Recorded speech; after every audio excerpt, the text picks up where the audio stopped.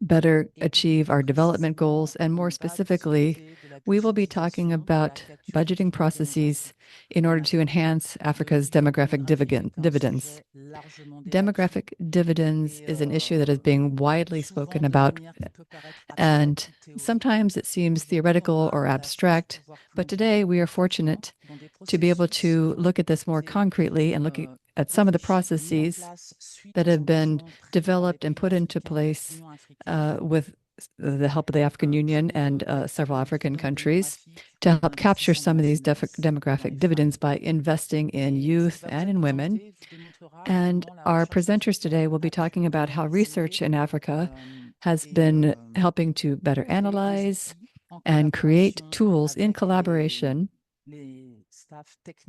with technical staff from various governments, specifically in French-speaking Africa, in order to create these tools and provide them to decision makers to help them better plan and be able to really capture the demographic dividends.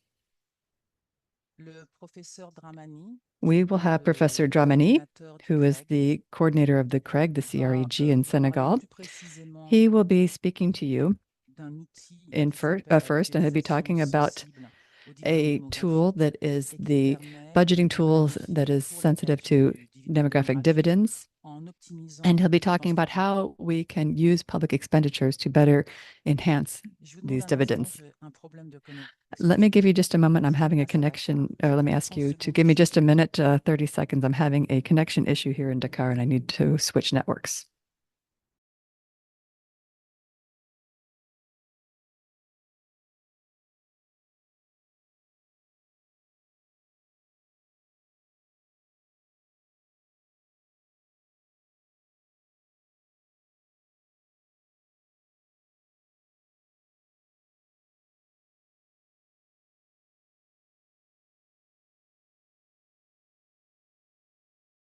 Voilà, je pense que c'est mieux. Donc, professeur Dramani est agrégé en I think that is better. Professor Dramani has his doctorate in economy from Senegal, and he is a professor at the University of Thiès and coordinator of the Center for Research in Applied Economics and Finance of Thiès, representing Africa in the National Transfer Accounts Network. He is also the coordinator of the Regional Center of Excellence in Generational Economics, or CREG, CREG, and Africa's representative in the NTA network. Professor Dramani is affiliated with several universities around the world: University of Manchester, Berkeley, University of Parakou, University of Cape Town, University of Hawaii, and he's the author of several scientific and programmatic works. Professor Dramani primarily conducts research on sustainable development through the lens of demographic dividend and generational economics, poverty dynamics, unpaid domestic work, and women's contributions to GDP. And finally, he works on national and local economic integration. So I would now like to give the floor to Professor Dramani, who will be speaking to us in French. And Professor Dramani, if you could turn on your camera. Over to you, Professor Dramani.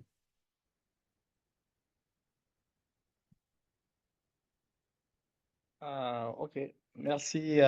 Bonjour. Thank you very much. And good morning, good afternoon, everyone. Thank you, Asiata. And thank you to PRB.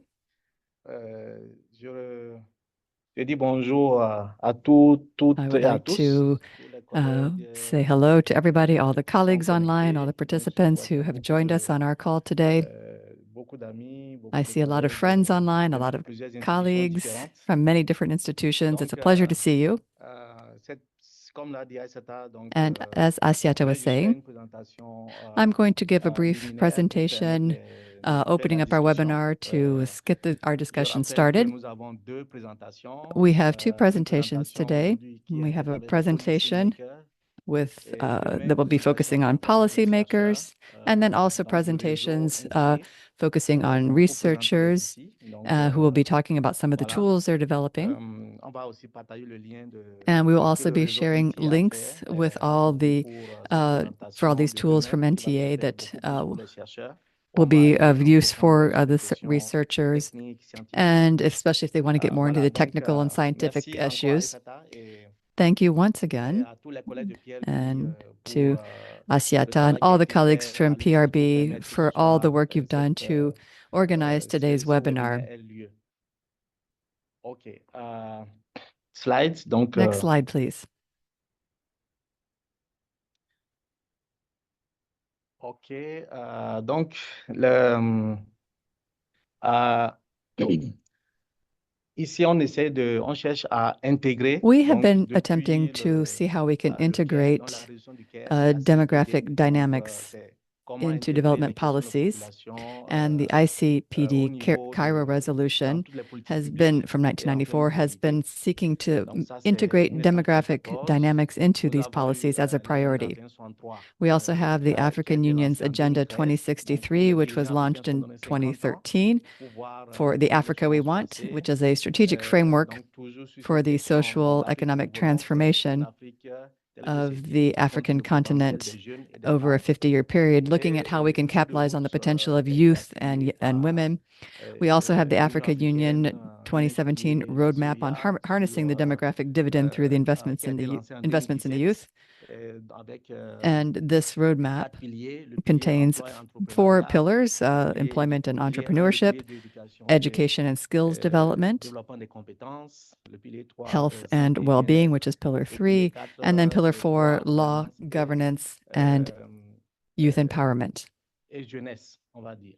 Voilà. Donc ça, c'est le cadre dans So lequel on va this is the framework in which we permettre que ce have been travail est en train de se conducting faire. this work, Donc, dans looking ce at cadre, on demographic va dynamics. utiliser And we déjà donc ce qui a été dit depuis 1994 are et going to be les looking at all of these résolutions, frameworks, l'agenda the africain. Cairo C'est très resolution important from de 1994, savoir que the c'est un agenda Africa africain, on Union's essaie Agenda d'implémenter 2063. These are all important vraiment frameworks to help us spur this fondement work même de and give tout us ce a travail basis for qu'on all va this présenter work après. that we will be Slide. presenting today. Next slide, please.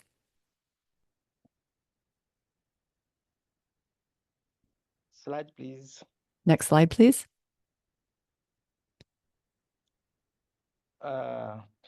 Donc, le réseau NTA, donc le réseau NTA, So our donc NTA Andy network Mason et Ron Lee et puis tout le réseau ont publié has en published, 2022. this was in 2022, les grandes tendances internationales. published some of the document about the comme major, one slide back, please, about some of the major international vous pouvez trends. venir voilà. One slide back, thank you. Donc, So these are les some grandes of tendances the internationales sur major comment les questions de population, global de trends démographie about jouent sur demographic l'économie. change and Et how it en impacts gros, the global economy. And overall, ces 6 grands résultats, ce qu'on we retient, see c'est that there que were 6 main nous sommes aujourd'hui, outcomes in terms of these continent le plus trends. jeune, That mais first of all, le monde Africa is the devient continent that has the pour le youngest développement. population L'Afrique, right now. elle va Africa avoir de plus en plus is en train more and more d'observer une croissance relativement going forte dans les pays to africains. Donc, continue beaucoup de pays sont having en train d'avoir de la croissance en growth, Afrique. and we're seeing a huge demographic C'est pas explosion le in cas au niveau Africa. international But où this on is est en train not de necessarily the voir case at the les questions global de level vieillissement. or in other countries, Donc, where the other là, countries on are pose facing cette issues of question an de aging comment aujourd'hui on va population. faire pour So capturer ce dividende we are looking at démographique, how we can really enhance and comment, où est-ce qu'il faut maximize these investir demographic dividends, vraiment au and where niveau we des can best secteurs, invest our quels sont les resources, in secteurs which sectors, prioritaires, which are dans the un priority environnement où les sectors. ressources sont In an contraintes. environment where there are limited Voilà, donc resources, en where can we gros, best ce invest que our resources? ce résumé veut dire, qui nous donne So une this situation overall panoramique is de ce qui se passe au niveau international the et le overview that focus we sur les pays see africains from qui this aujourd'hui document about the sont impacts pourvoyeurs de on the croissance, global ce sont economy des and populations demographic jeunes, trends, dans un environnement and où looking more specifically at les Africa deux with its continents young population and sont en how train de we can vieillir. we can benefit from this Slide. demographic growth, whereas in other continents we are seeing an aging population. Next slide, please. OK, donc dans cette perspective, donc il y a tout un In ensemble this perspective, there is a whole range of tools that have been developed, and the tools that were developed are aligned with the AU's roadmap on capturing demographic dividends. So among these tools, there were tools to analyze and understand the impacts on the economy, the impacts of the demographic growth on economic, so population economics, as we say. And because all leaders, when they come to power, whether it's in the DRC or Senegal or various countries in Kenya, we're seeing that our leaders are facing this issue of social demands with the new generation because they are more and more demanding. And this is a huge problem for many leaders. So we are developing tools to analyze these pressures, also tools to help measure and to monitor demographic dividends. We've also been developing tools that will enable us to see how demographic dividends can be better aligned or integrated into national development plans in our countries. Because as all economists know, as well as development actors, if we don't have budgeting policies that are sound and integrated, we are not going to be able to capture these dividends. So we have developed a whole range of tools with support from the NTA network that we are a member of. We've also worked with UNFPA, which contributed greatly, especially in the West African countries. We have the Hewlett Foundation that also provided a lot of support in developing these tools. So we have a number of partners. We have the NTA profile, the NTTA profile that looks at how all individuals, how much they produce, consume, and share, and savings.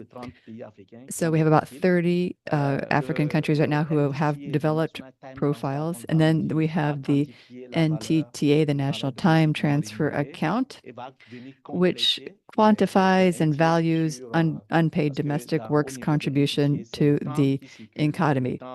Whereas the NTA National Transfer Accounts, they examine how individuals produce, consume, share, and save resources, but the NTTA focuses more on unpaid domestic work. Also, we have tools that measure contributions of persons with disabilities, which is often not accounted for. We also have tools to monitor dividends, which we call the DD monitoring index. This tracks progress, implementation, and in the African Union's roadmap through 5 dimensions. Then we have the GDDI, the Gender DD Index, which measures the differentiation of women and men's participation in achieving demographic dividends. And then we have the BSDD, the Budgeting Sensitive to Demographic Dividends, which assesses demographic dividend issues in budget allocation and effective consideration of DD in public policies. So these are the tools that were developed, and they are aligned with the recommendations in the AU roadmap. Next slide, please.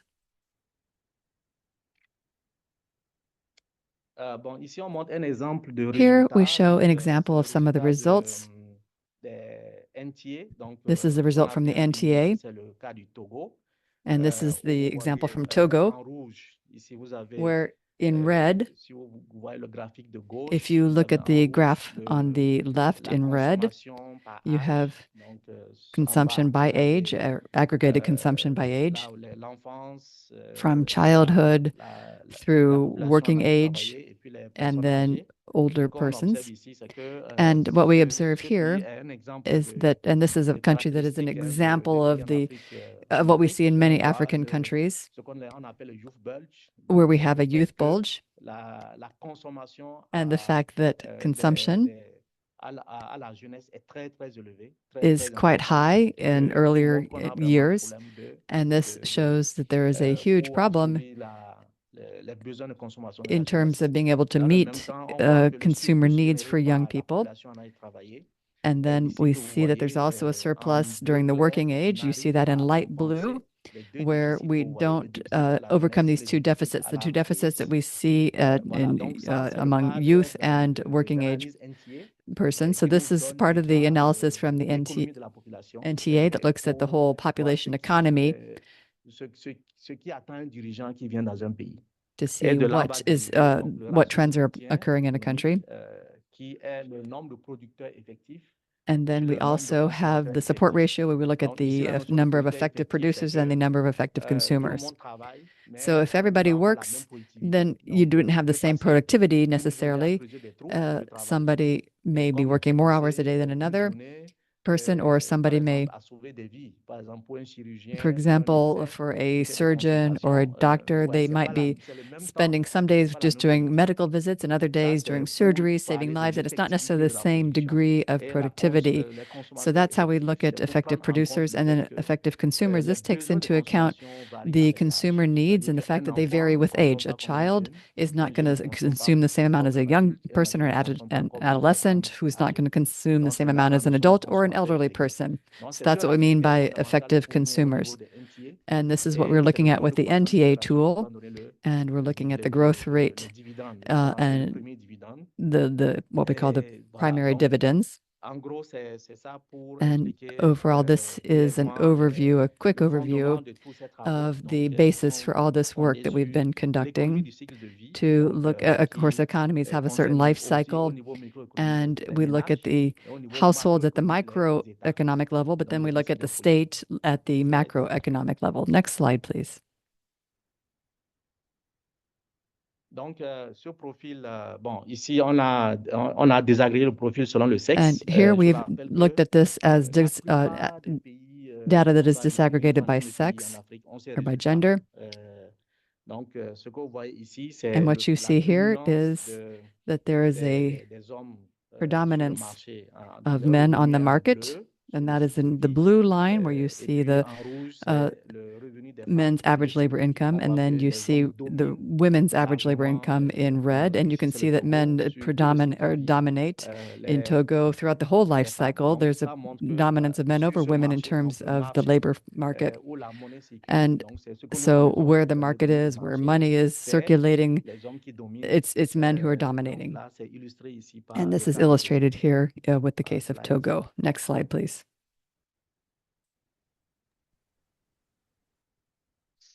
So we looked at the market, but there's another market, and that's the domestic market, where it's much more about the older types of work, so unpaid domestic work. So every one of us at home do a certain type of work. Even women, even if they were to have servants, they do certain work at home. And this is not counted within national accounts. But this work is at the very heart of the dividend, because without this work being done, nobody can get out of the house to go work elsewhere. So this is very important, this socialization that exists there. There are all these implicit contracts in terms of social cohesion. So this is a very important work that contributes to the population, but it is not counted for. So in terms of the University of Berkeley, they're attempting to achieve an international harmonization of a way to account for this time used within households. So we will call it NTTA, the National Time Transfer Accounts. This has to do with everything we do about women empowerment, gender equality, etc.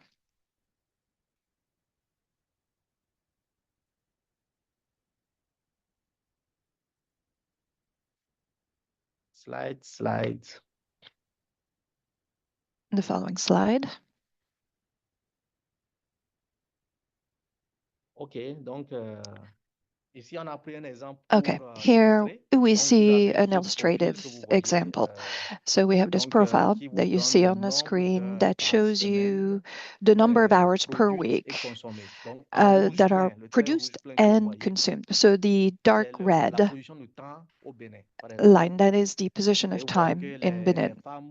So you see that women produce for up to a maximum of 25 hours per week. Let's recall that 40 hours is a work week. If you look at men, their maximum is 6 hours, 7 hours per week. So if you look at 15 years old or 20 years old, you will see that young women and their male equivalents, they produce much more domestic work in terms of time. And this really, so in the SWED project, we're currently really looking into dropping out of why women drop out of school. So young women are dropping out of school not because they want to, but because there is this amount of time that is part of socialization, that is because they are women. So they have, say, 15 hours of work. So you have a woman who is at university. She has to spend 20 hours working in the home. This is enormous. So, and this work is unpaid.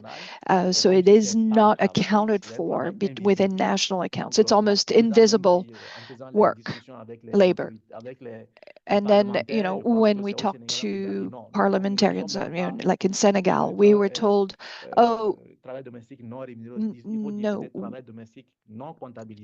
we must say that this work is not accountable, like it's not used in accounting. So first, we have to acknowledge that women do a lot of work. And this is what we're going to detail here. Everybody works for a number of hours, but not everyone produces during these hours. So, when you have young children or elders that you have to take care of, that is one thing. Next slide. OK, donc ici, on a pris quelques pays de. So we looked at a few countries that are represented here. So we looked at Niger, Côte d'Ivoire, and a few other countries in terms of paid work and unpaid work. So what you can see here, la production de ce temps. If you look at the production of time, like for example in Côte d'Ivoire and Niger, so we showed that in Côte d'Ivoire we had the weakest estimates in terms of time, in terms of domestic working time. These were the lowest amounts. This is tied to socialization in Côte d'Ivoire. In Niger, we found the highest times, and this again has to do with the socialization in Niger, because the fact that from a sociological standpoint, women get married very early, very young. So they, in terms of time, their time, they have around 6 children on average. So you can imagine it takes time to take care of that many children, and they get married very young, around 16, 17 years old. And then so between that and up to 45 years old, they're spending all this time. So this takes time, and all the other domestic work that they have to do. So that's what we're trying to illustrate here. Here we have a deficit of care, because here we see a lack of sufficient care throughout the life cycle. So this is care for young children and elder individuals, and this is shown on this slide.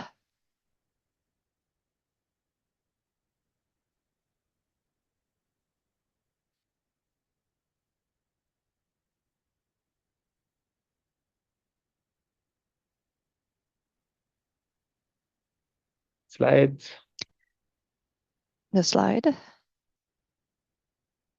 OK, donc là, on a fait le point, un point So, rapide pour montrer there we did a quick, le NTA, we took les stock NTTA, of c'est le to show soubassement the dans lequel NTA and the NTTA. tous ces travaux vont se faire. Et puis This is very maintenant, the basis of nous the work avons that we are doing. l'Union africaine a demandé de And créer the African Union has asked for the creation of an index for the monitoring of the demographic dividend. So this is how the DDMI was established, which is made up of 4 pillars with 5 dimensions.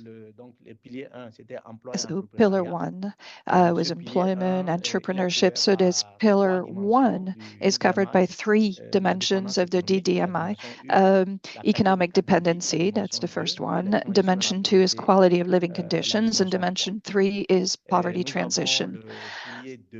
And then the second pillar about education and the development of skills. And then the pillar on health and well-being, which is fueled by dimension 4, which we've talked about, which we've called extended human development,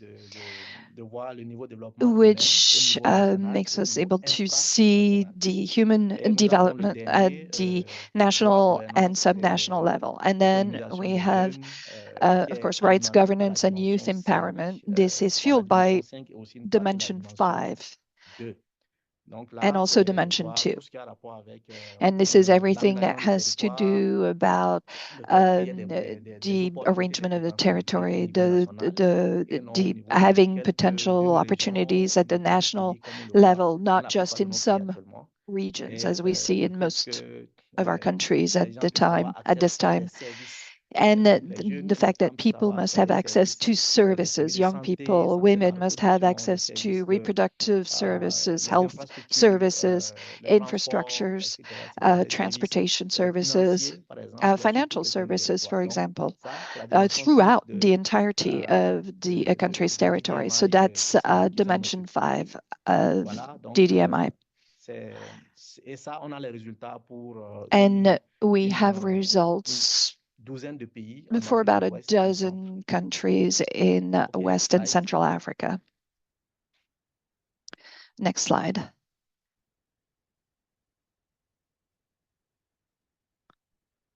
OK, donc de ça, on a donc la version, le DDMI et sa version sexo-spécifique parce que we have DDMI and its gender-specific version, because we know that women represent 51 to 50%, 52% of the population in general. So we saw earlier with Togo, and what we saw for Togo is pretty much what we see throughout Africa. We have inequality between the genders. So the DDMI index was divided by gender. So the GDDI, Gender Demographic Dividend Index, to see how we could budgetize to take care of national issues, but also taking care of this 52% of the population. That's enormous. Because as we saw, it is the women who contribute the most to socialization and do all this unpaid work that is not accounted for at the national level. So this can represent 10 to 25% of GDP in countries. That's the estimate we have for the region.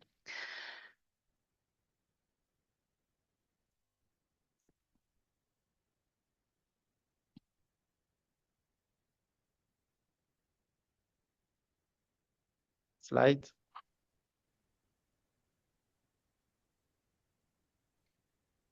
OK, donc so this brings us, once we developed all these indexes,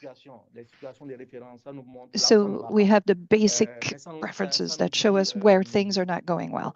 So we can go, okay, it's not going well here, but the plan, the diagram is not complete.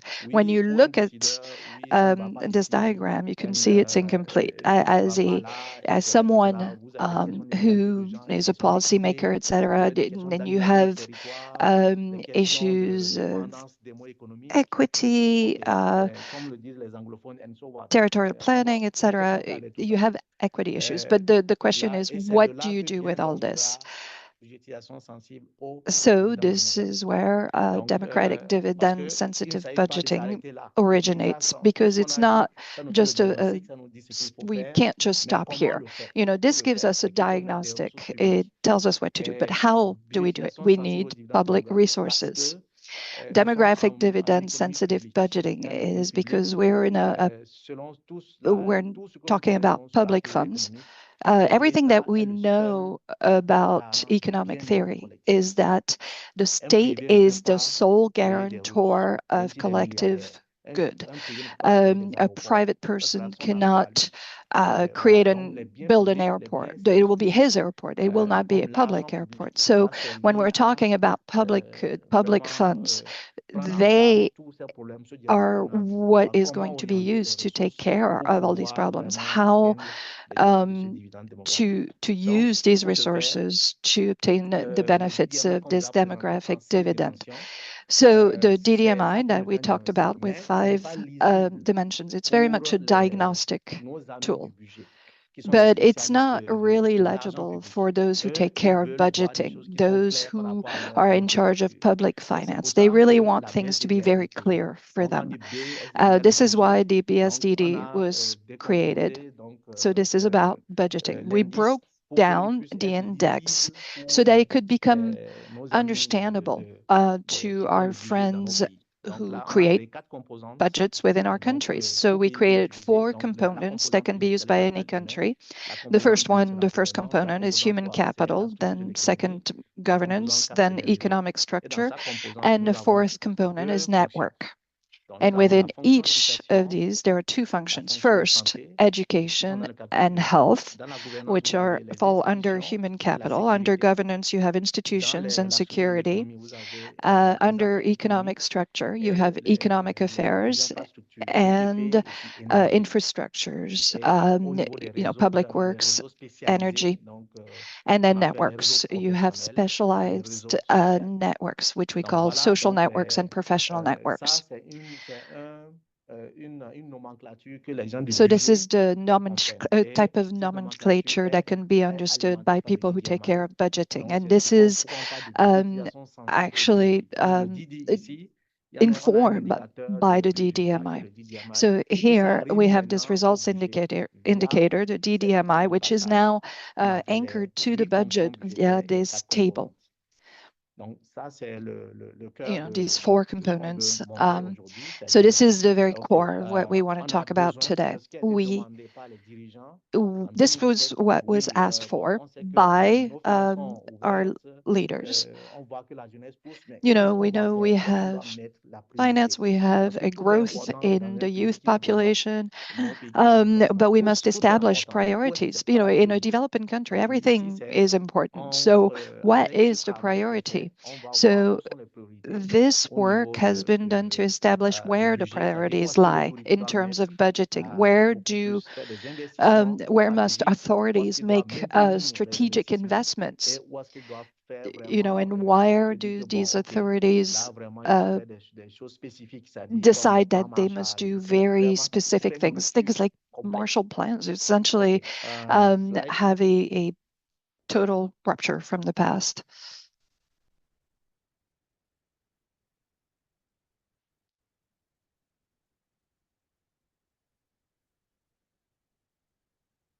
OK, donc ici, so here, these are the first results of BSDD, Demographic Dividend Sensitive Budgeting. This is the structure of budgets. So when we analyze the budgets of our countries, when we talk about, it's often analyzed in terms of percentage of increase, of growth. Yes, growth is important, but what is even more important is the weight part of each sector within the budget. So when we talk about demographic dividend, there are very simple things we can observe. So the dividend, first, I must have a well-educated population that has skills and that is in good health. So there you will see the columns that are labeled education and health. What do you see there? So that's the head, that's the top part. It's well formed. So now I must have an economy that can support this. So that's the infrastructure, the buildings and public works, etc. So we can have an economy without energy to, for example, create electricity and manufacturing, etc. So that's very important. So on top we have education. So that's the head of the body. Then we have the spinal cord is the structure of the economy. And then we have governance, coordination. So we have security, so we have laws. And then finally, we need social cohesion. We need specialists, and that's your networks. So you have the head, the spinal column, 2 feet and 2 hands. So when you look at the structure, we observed that in our countries, we allocated many more resources to institutions. Institutions consumed a lot of the budget. Look in comparison to the resources that, so for example, the resources allocated to institutions and the resources allocated to health.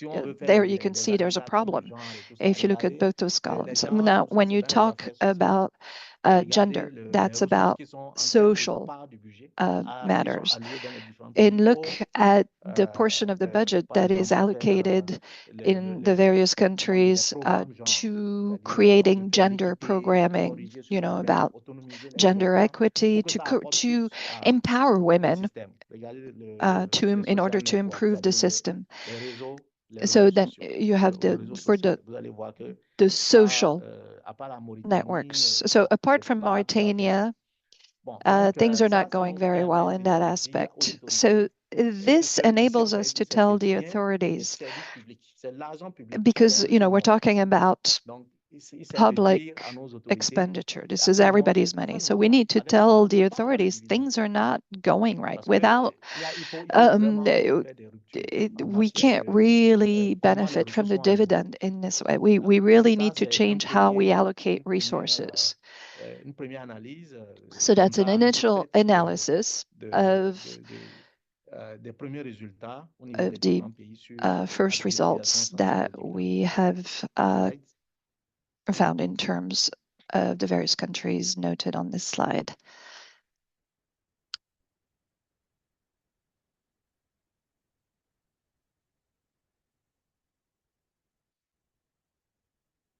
OK, donc là, je vous ai montré le cas des pays. Ici, je vous montre. So I talked about the various countries on the previous slide, but this is an average of all our countries together. So, we have about 12 countries that we averaged out to get to these results. La structure du budget, vous avez 100%. If you look at the budget structure, you have 100% there, and then you can see how these budgets are allocated. So you'll see more specifically. So the budget does what? Is it used to invest? Is it used for operation or for transfers? I'll take the line on health first, because without health, you can't get anywhere. So let's talk about health. You have 6% in total on average between all these countries. When you look at the investment column, you see 1%. So as an economist, not even as an economist, we can see that we don't have good a good medical basis. We don't have the materials to achieve health within the population. So even if we have staff, we have personnel, they can't do anything because you need to have equipment to achieve health. So we don't have adequate medical equipment for our reality. Now, so the average is 6%, but then look at institutions. Now, just going down one line, that's 32%. That's 5 times more. So institutions were originally created to coordinate the system, yet we see that they are taking up a lot of time, a lot of money. They have, they're at 30% for investments, so 13 times higher than health. So investments for institutions, it's usually often equipment, cars, that sort of thing that is purchased. But it is more important for human capital to do strategic investment rather than investment in these institutions. So we have countries undergoing crises. So look at what is there. So we're, and then there's the other sectors that are just sort of left aside. So we have a lack of balance among our budgets where basically we cannot benefit from the dividend with all this. It's the institutions that are taking up most of the budget. There is no money allocated to health, to human capital, to education. And you see that governance is actually more weighted than the economic structure. And so I am therefore a man whose spinal column could not support its arms, if we do this body analogy. So basically that means that we cannot stand as such because the spinal column could not support the hands. So the spinal column is the economy. So you have 14%, 10%. So these countries cannot stand up on their own feet until they can really fix this issue and balance out the structure.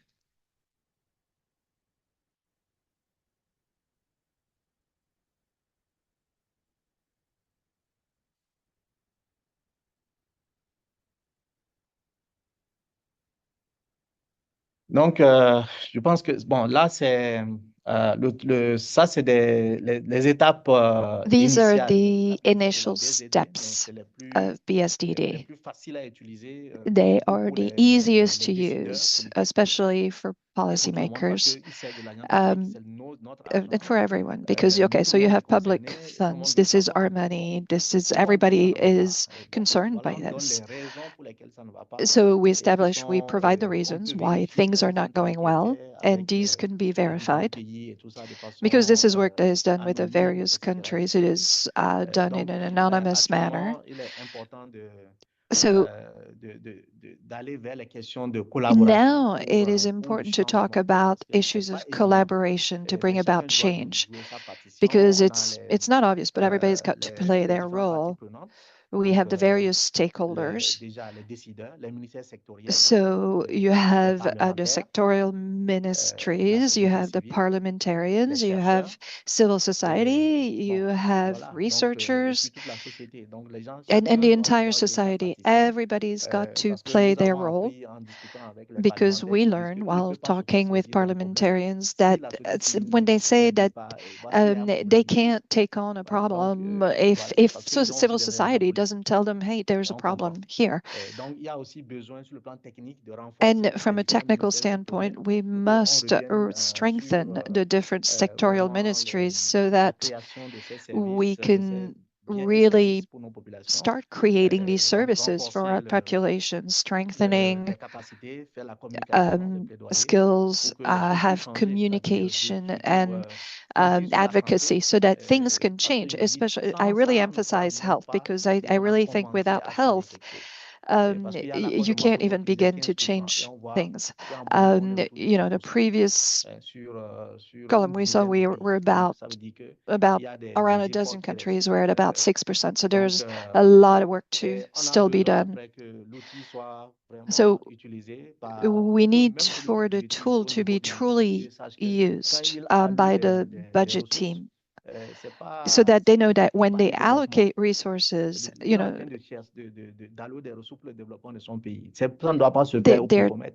allocating resources for the development of their countries, but you can't do it haphazardly.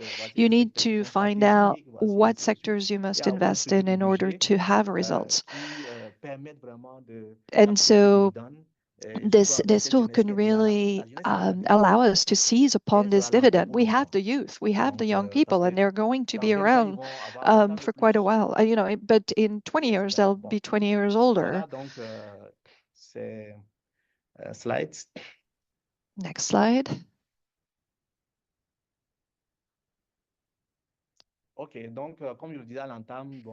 So as I was saying, I really want to thank the SWED project. And I want to thank UNFPA. I want to thank the Hewlett Foundation. They worked on the Counting Women's work, but they also supported us in our research. And the fact that we were able to do this research was thanks to the Hewlett Foundation. We had the Gates Institute, UNICA, also supported us in achieving these results. So thank you to all the stakeholders. Because what I just presented, this is 10, 12 years of research work. And, it may seem pretty simple, but it represents 12 years of work from all these partners. So UNFPA, Wakaro, Hewlett, UNICA, Gates Institute, etc. And of course, all the other partners we may have forgotten. The NTA network that also has been a supporter since the very beginning, well before this program, in order to really work on fundamental research and on applied research. Thank you so much. Sorry, I took a little too much time. Thanks again, Asaita. Merci beaucoup. Merci beaucoup, Prof. Dramani. Thank you very much, Professor Dramani.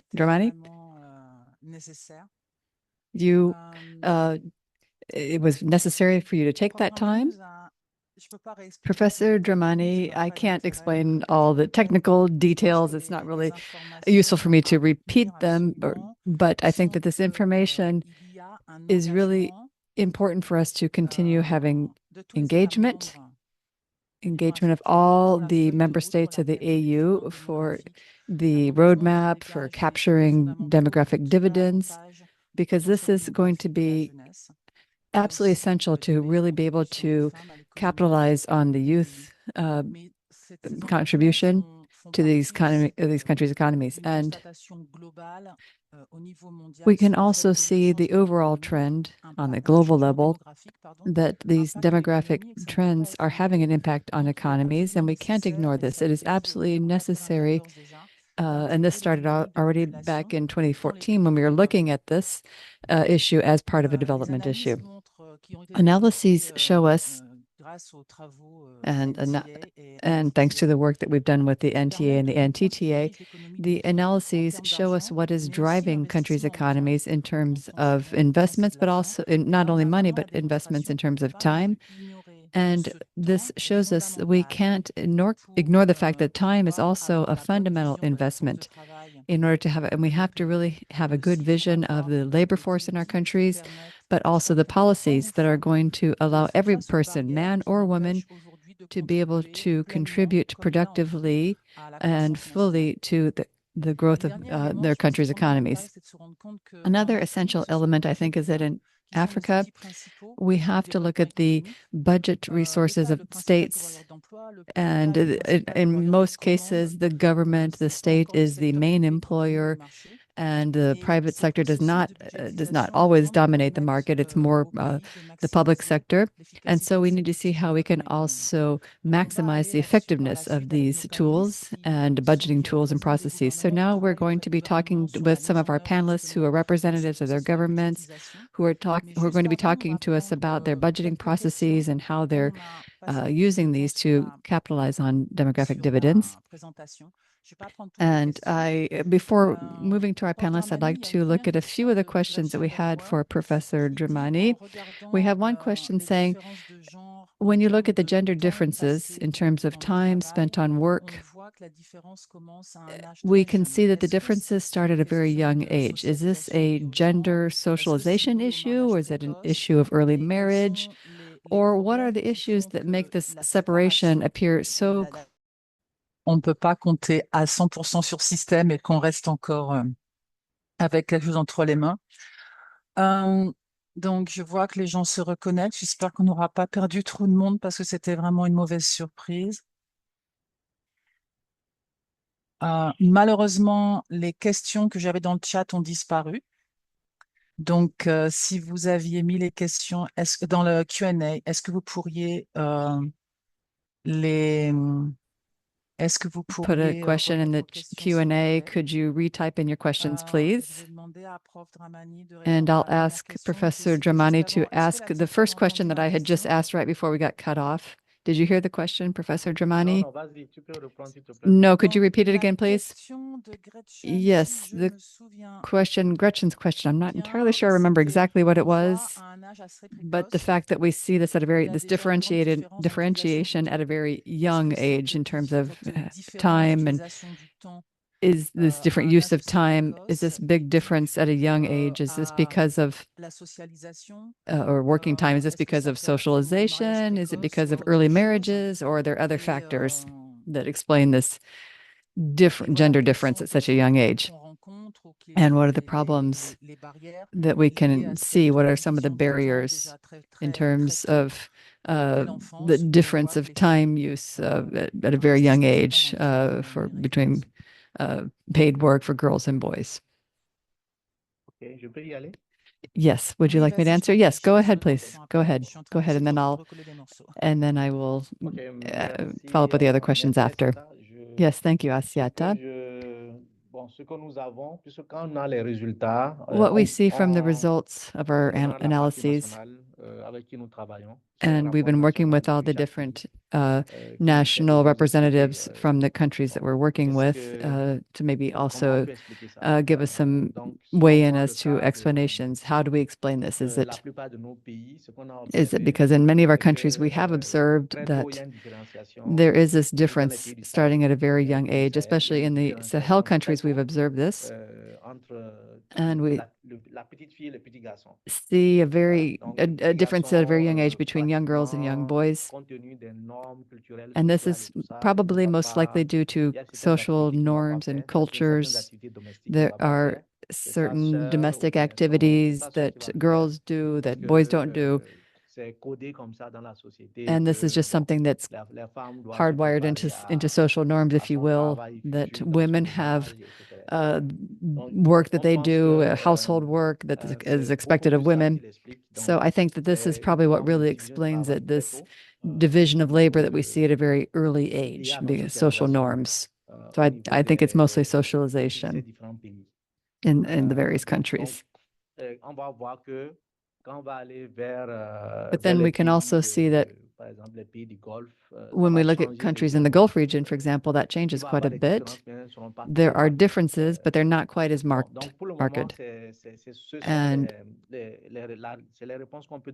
this is the answer I can provide as of now. But we have asked for the different country teams that have been doing the NTA and the NTTA faire intervenir les sociologues. We've asked them to also consult with sociologists who can help shed light on this phenomenon that we're observing and give us more explanation, because this is something that we do see quite clearly in many countries. It's not something that we see that changes really from one country or one analysis to another. This is something we really see that in every country across this region in the Sahel. And so I will stop there, but that is my answer. Thank you very much. Let me take a second question now.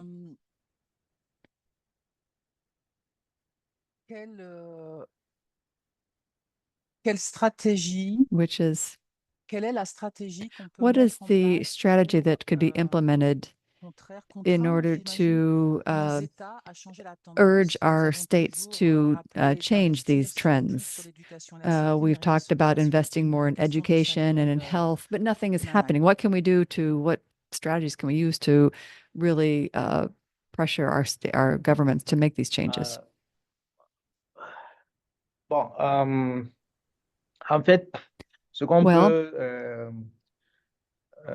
c'est bon, je peux y aller? Oui, oui, Would you like me to answer? Is it good? Yes, go ahead, please. Je pense que la première des choses, I think that, one of the main things we see is that we have to, first of all, get the results more widely disseminated, because we see often that our ministries, this is not something that people are talking about. It's not being analyzed in terms of the state budget.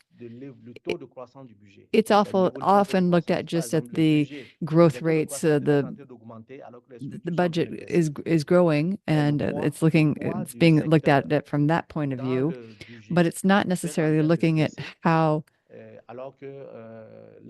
this impact is affecting the budget.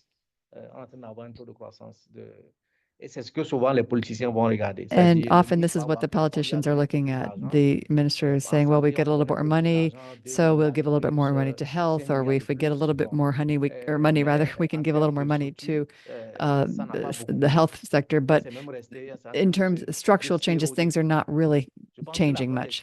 So I think that we need to, first of all, start analyzing this from a structural point of view, looking at the structures, because in terms of our budgetary policies, things need to be trending upward in terms of our structural policies.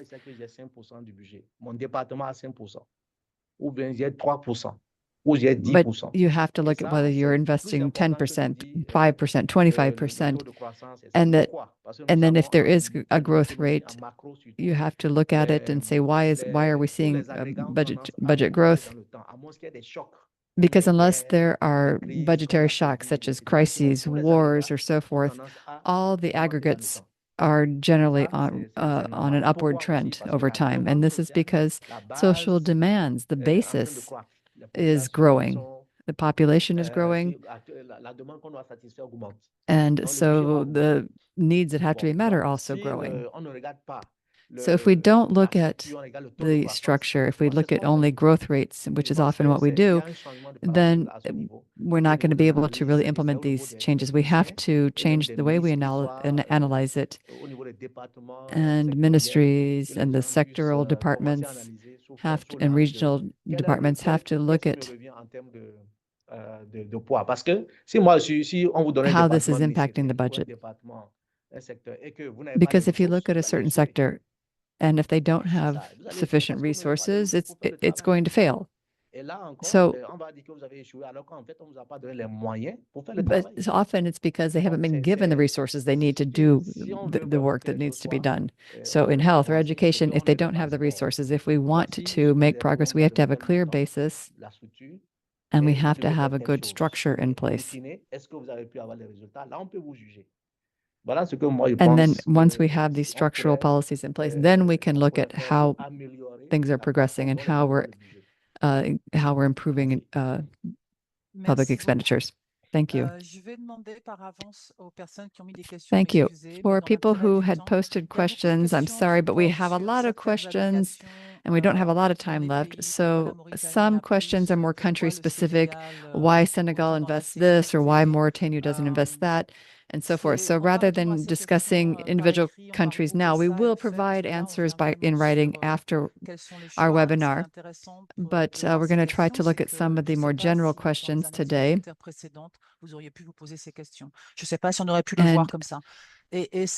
I think this is important for us to look at issues of,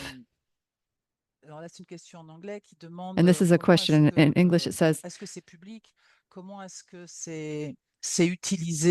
how can this be utilized to, how can this information be used for advocacy, and what are the desired outcomes over the long time? So these are the types of questions we would like to ask of our panelists today, who I'm going to introduce shortly.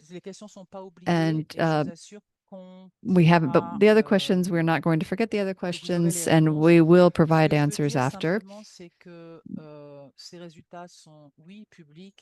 But what I can say for now is that, yes, these results and tools are publicly available, and they're intended to be intended to be used by governments and policymakers, deciders. This is the fruit of about 10 years of work, but these are tools that are now newly being used in the budgeting and planning areas. And we're trying to see how social sectors can not only use these results, but also use these mechanisms to better understand these budgeting processes. And this is, of course, related to the quality of the data and how the data is being used. For me, in terms of social protections and demographics, I think that the use of these tools and these results is useful because these are tools that are going to help governments have concrete tools to help better plan their budgeting processes. But it's also a way to validate the work of technicians, researchers who have validated these tools as being effective tools, and by using data the data that we have. We will come back to these questions. We will provide answers in writing after the webinar, as I said, but we don't have a lot of time left. So I would now like to continue with the next section of our webinar. And we will have a roundtable discussion with 4 people who are directly involved in using this data, and they will be giving us their opinions about how useful this data can be in these tools for policies and decision making. We have, first of all, Mariama Fane, who is the director of the National Population Council in Gambia. She is with the Office of the Vice President in Gambia. In this role, she is responsible for coordinating the national population policy and programs, including the UNFPA-funded country program. As director, she also leads the National Observatory for the Demographic Dividend in the Gambia. Currently, she's a part-time lecturer in public policy at the Management Development Institute, and her career includes positions such as assistant lecturer in management and economics at the University of the Gambia and other schools. She's currently pursuing a PhD in public administration at the University of the Gambia, focusing her research on harnessing the demographic dividend through youth and women's empowerment in the Gambia. She holds a master's degree in business administration from Clayton State University in Georgia, United States, and a master's in population studies from the University of Ghana. And she also has a bachelor's degree in economics. And she has also led significant research projects, including a national study on COVID-19 in the Gambia. And she's worked on several initiatives related to youth and women's empowerment. Next, we have Ms. Germaine Anate, who is a full professor in Information and Communication Sciences, and she is the director of the Center for Studies and Research on Organizations, Communication, and Education at the University of Lomé. She is a member of the National Assembly of Togo, and she has also served as Minister of Communication, Culture, Arts, and Civic Education. In addition, she is deeply involved in humanitarian and associative organizations. In this capacity, she chairs the board of directors of the NGO Cœur Solidaire, where she advocates for the empowerment and development of youth and women through, among other things, leadership training, communication techniques, and efforts to combat gender-based violence. She's also the president of the Togo Writers Association, and she's published several articles, scientific works, and literary books. Next, we will have from Burkina Faso, Dr. Larba Issa Kobayaga, who has a PhD in economic sciences and a background as a financial economist. He's held strategic positions within the Burkinabe public administration for the past 10 years, including at the Ministry of Economy and Development as a lecturer and assistant professor in economic sciences at Thomas Sankara University.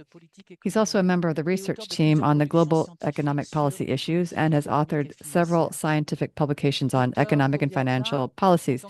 Dr. Kobayagda, as Director General of Economy and Planning, is responsible for coordinating tools to support the effective management of the economy and development, as well as overseeing the monitoring and evaluation of public investments. Additionally, he serves as the coordinator of the National Observatory of the Demographic Dividend of Burkina Faso, where he conducts studies and research in generational economics, advocates for policy, and strengthens national capacities in monitoring demographic dividends.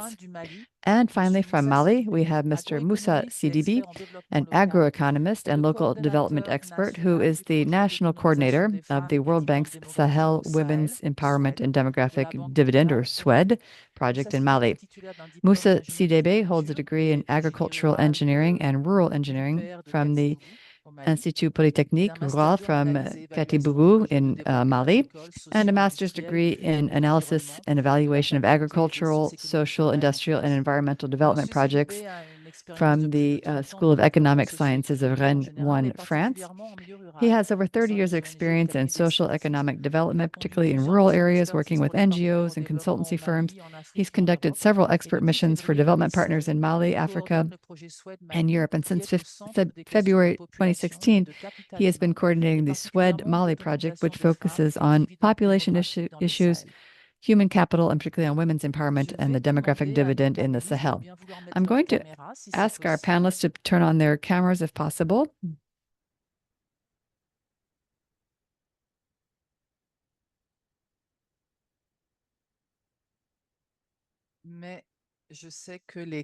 But I know that sometimes the connections don't allow for your videos to be on.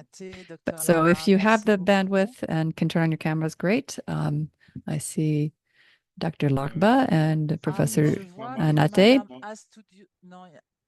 Moussa, are you able to turn on your camera? But if you're not, that's fine, no problem.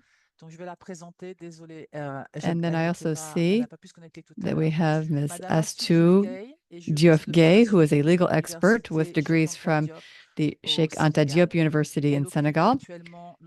And she is currently the National Director of Gender Equity and Equality since November 2019 at the Ministry of Family and Solidarity. With a rich experience of 19 years, she has held various leadership roles in the sectors of women, children, family, and gender. She's worked in promoting women's status, managing legal affairs, and directing programs related to gender equity and equality. As a national focal point for ECOWAS, she's played a key role in initiatives concerning women, peace, and security.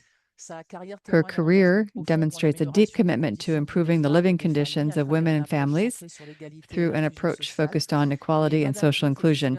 And Ms. Diop holds a master's degree in finance and public management, a master's degree in defense, peace, and security, and a master's in environmental law. So I'd like to start with our questions for the panelists, and I'd like to ask you to try to answer your questions in just 2 to 3 minutes. We've had a few connection issues, so we lost a little bit of time. So if you could be very brief with your answers, that would be great. So we'll try to pretend as though we're not in West Africa with the connection issues, and I don't think anybody's going to be too traumatized by the fact that we had some issues and are running a little late, but First of all, and before I ask my questions, I don't know if all the panelists can turn on their cameras if possible. Okay, great. Thank you. Now I see you all. Oh, for those who are able to. To begin, I would like to ask this question to Mr. Larba from Dr. Larba Kobiaga from Burkina Faso, Ms. Diouf from Senegal, and Ms. Fane from Gambia. And when we look at this process, the BSDD, and we see that it's a long process, and we're looking at the demographic dividends and the final results, we have all these analyses that we're doing, the NTA, the NTTA, so forth.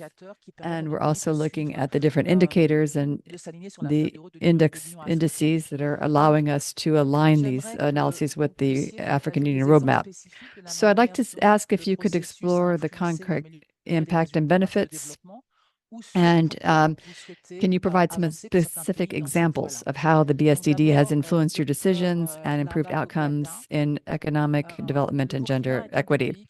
So for Dr. Larba, Burkina Faso is rather advanced in this BSDD process. So can you maybe talk about which BSDD tool has most influenced your economic decisions and development? And if you look at how things were done in the past, how things have changed over time. Thank you. Thank you, Ms. Fall, for giving me the floor. And thank you to all the other panelists for being here today. Thank you to Professor Latif for your great overview, which really gave us a good idea of what we can do from a technical point of view with the BSDD. I'm going to answer the question directly for Burkina Faso. Looking at population trends has always been a major priority, but of course now with the tools that we have, this has helped us better develop our strategies, and we've been working with the CREG to develop our BSDD profile, which we did in 2018. This profile showed us that for the 5 different dimensions that are measured in this index, Burkina is not did not achieve more than 50% in any of these different dimensions. And we see that we have a lot of work to be done in order to really capture the demographic dividends and to make more real progress. So this process was conducted looking at budget-sensitive demographic dividends, and we were looking at how we could take economic shocks into account in our budgeting processes. And as we looked at the BSDD, we were looking at the country's profile. And so the BSDD, the advantage is that it gives us more opportunities to look at expenditures and to see how we can better invest our public funds into improving the well-being of our population. It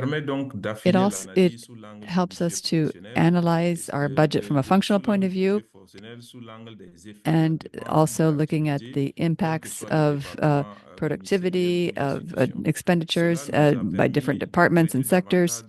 And it also looks at efficiency issues and which expenditures have greater impact. So these types of analyses have been difficult to do with the with our traditional budgets. But when we look at the traditional budget from 2017 up to 2020, when we look at the demographics, we see that efforts were done by countries, but these efforts didn't necessarily take into account the different economic shocks that we saw in various countries.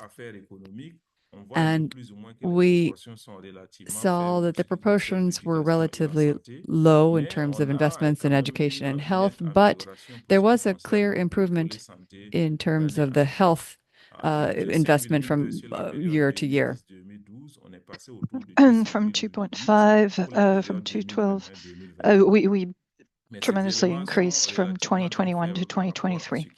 And these, are weak compared to what is really expected. So the country told itself, given its current security crisis, it is good to intensify the use of BSDD so that budget allocations in favor of favoring human capital may lead to better health.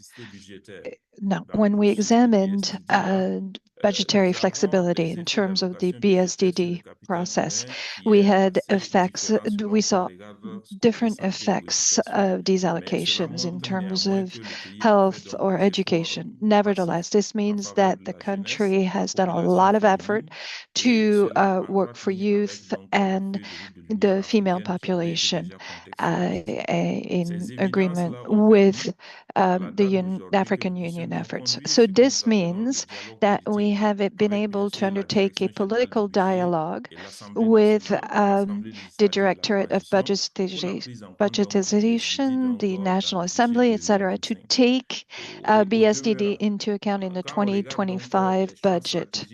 So we looking at the strategic choices that were documented in the multi-year budget document for 2024-2026. This BSDD is important and has been brought to the attention of the government. And so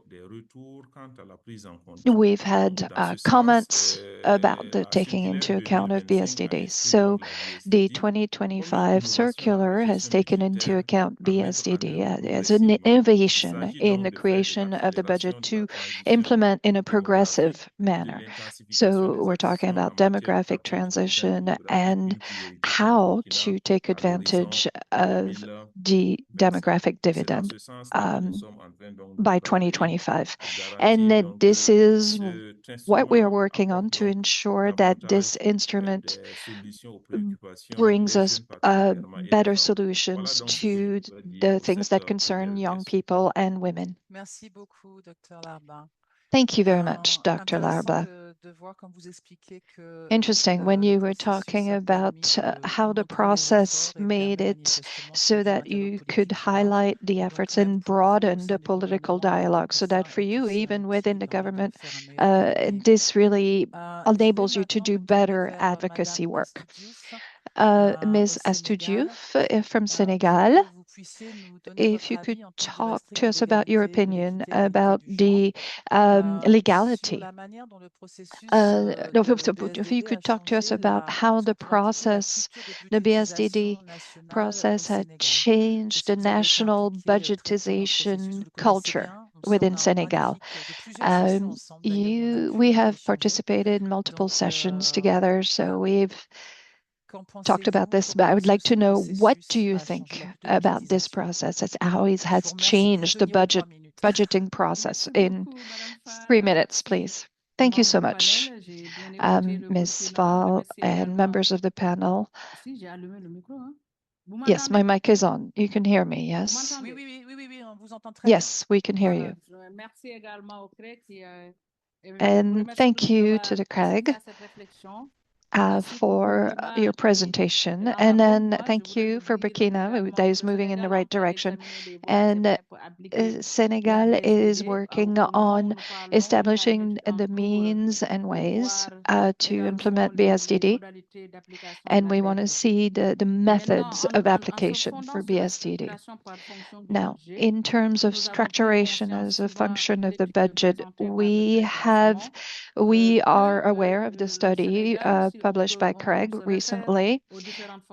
Senegal, if you look at the various functions, human capital, economy, governance, etc., there is a single dimension that is at 52%. For us, it's the human capital, where we talk about the main levers of the demographic dividend for education and health. We're at 22%. So the figures that have to do with these various dimensions are important for us. And we were able to note an interesting trend between 2011 and 2019 in terms of performance. But given the things that have happened on the past few years with political tensions, we are not certain that this trend has been confirmed. The situation has led us to open dialogue with various actors. Beyond the studies, we are communicating with the key sectors, and we are also undertaking a series of advocacy efforts with the sectorial ministries, the parliament, civil society, and so these will be cooperation sessions that are going to be ongoing. Now, in terms of budgetization, we feel this is a good opportunity to address indeed this issue of the BSDD. And also in adhering to what is of most interest to us. Now, in analyzing DDMI for Senegal, we saw that it remained very weak among women, 35.4% among women and like 47% among men. So we have a lot to do to catch up. And we are one of the women that we are one of the countries that joined up with SWIT+, and so we want to pursue the ongoing objectives to really undertake BSDD. So this means that we must raise awareness among policymakers, and also we must increase capacity build among the various actors. And this is where the CREG does a lot of work with us to enable us to put in place BSDD and to really reduce inequalities between the genders. Thank you. What's interesting is, once again, we are hearing that BSDD is an interesting objective to really improve and optimize public expenditure. It's a reading of budget programming. It's a different reading of budget programming in terms of DDMI. This other dimension that enables us to look at what's going on in our countries in a different way. And it's been a new way of thinking about things, and the ability to do this internal advocacy to have more effective public expenditure. Ms. Mayam Afane from Gambia, can you hear me? Your camera is off, but Mayama, thank you.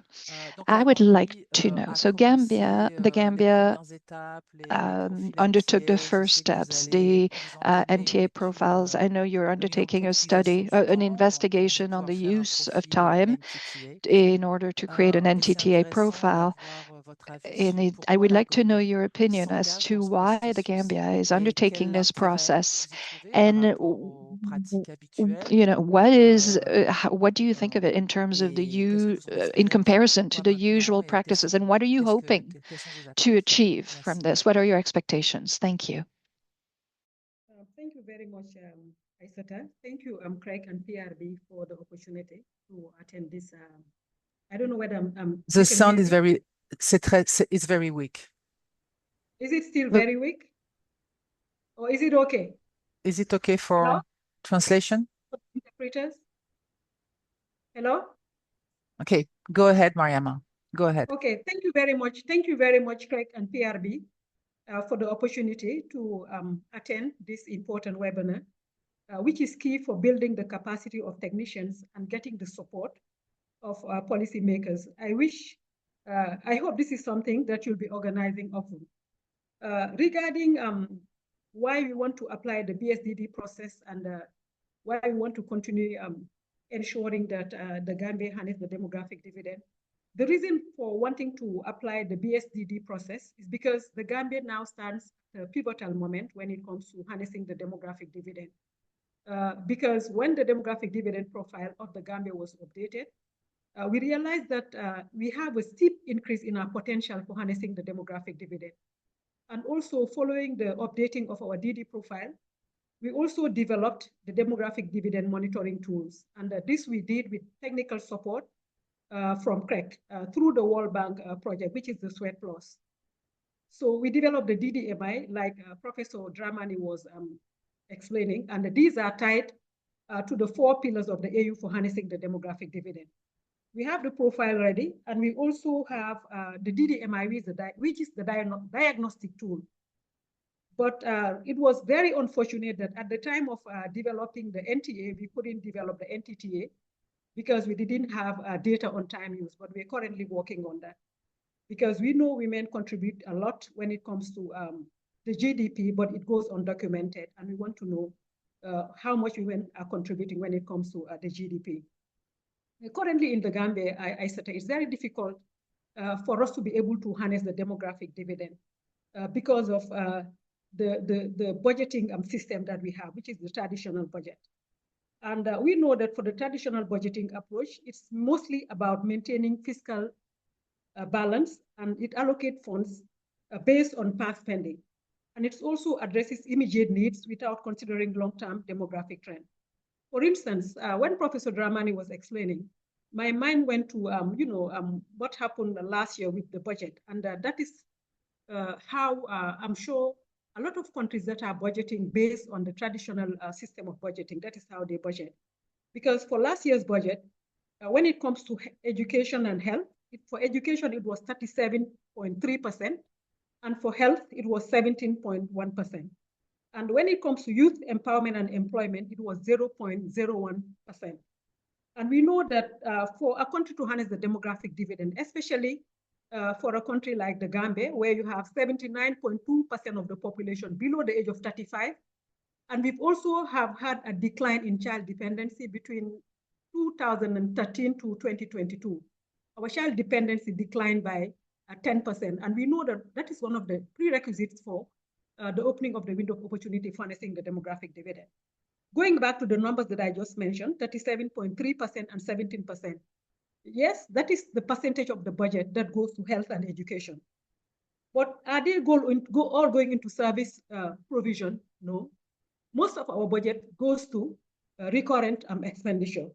So in having a DD sensitive budgeting, we'll be able to know what is going where, what is going to a service provision, and also what is going to recurrent budget. Because we know that with most of our funding going to recurrent budget, it might be impossible for us to harness the demographic dividend. Knowing that the current opportunity will not last forever, it's expected to peak in 2035 and close by 2050, depending on the DD profile. The demographic dividend is also not automatic, and we know there is a potential that must be harnessed for economic growth and development. Therefore, I think it's very, very important for us not only to also go ahead and do a time use survey and develop the NTTA profile for the country to know women's contribution to the GDP, but it's also very, very important for us to have a budget that is really responsive to the demographic dividend, a budget that is conducive to harnessing the demographic dividend. And that is the DD sensitive budgeting. And we're looking forward to really getting the support to be able to transform our budget into a budget that is sensitive to the demographic dividend. Thank you all very much for your kind attention. Merci beaucoup, Madame Fané. Thank you very much, Ms. Fané. It's very interesting to hear what you were explaining about the classical manner of establishing a budget and to relying on recurring expenses, last year's budget, without wondering how does this contribute to the various dimensions and the objectives that are necessary in order to benefit from the demographic dividend, without also wondering whether these expenses contribute or make use of the demographic dividend, and having zero invested in youth when you have such a young population is very striking. So I would like to speak a little bit about how this process started and how the countries integrated the various questions and challenges in their budget. And now I'll talk to Bonnet. Togo, Honorable Anne. So you are in the National Assembly, which has not necessarily been involved in this work in the beginning because it's a very technical type of work, but the tools are here.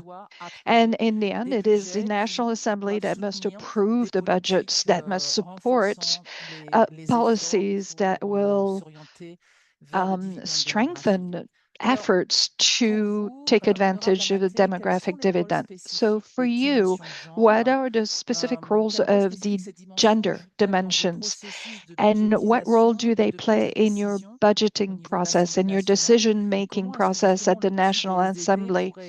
And how can the BSDD help you to deal with these issues of gender equity?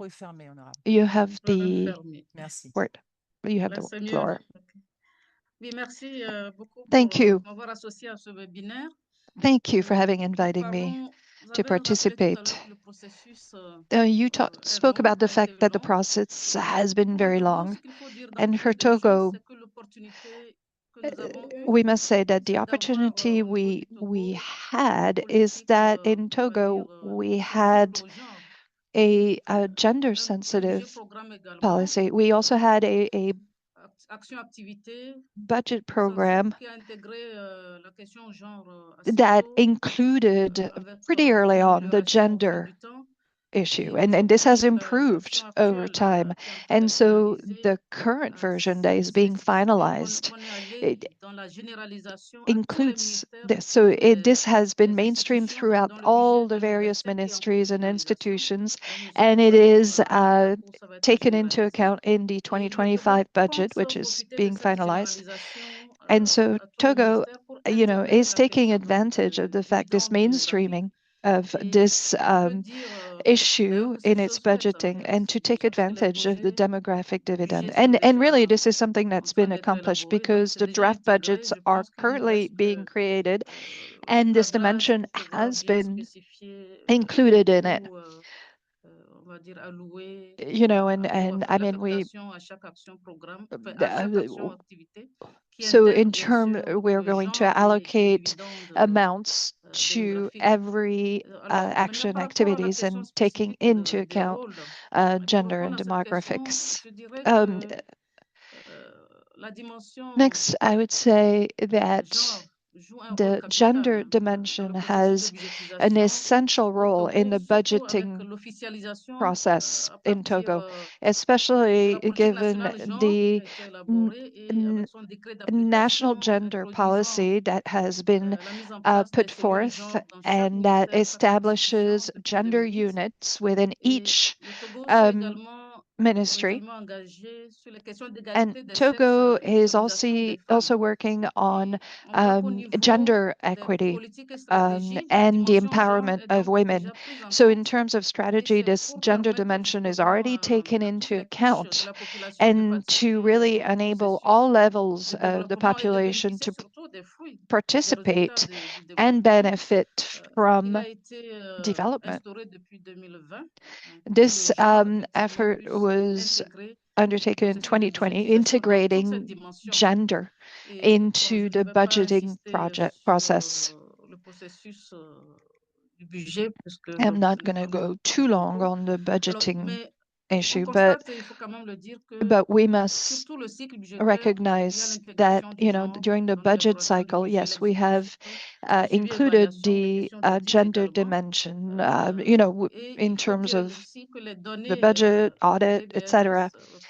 But we must say also that BSDD data is taken into account in the improving of budgeting that is sensitive to gender. And in terms of the specific role of the gender dimension, for me, it's really a function of facilitation and a translation of public policy, because it is particularly about facilitating and making sure that the budgeting process is inclusive throughout all its steps.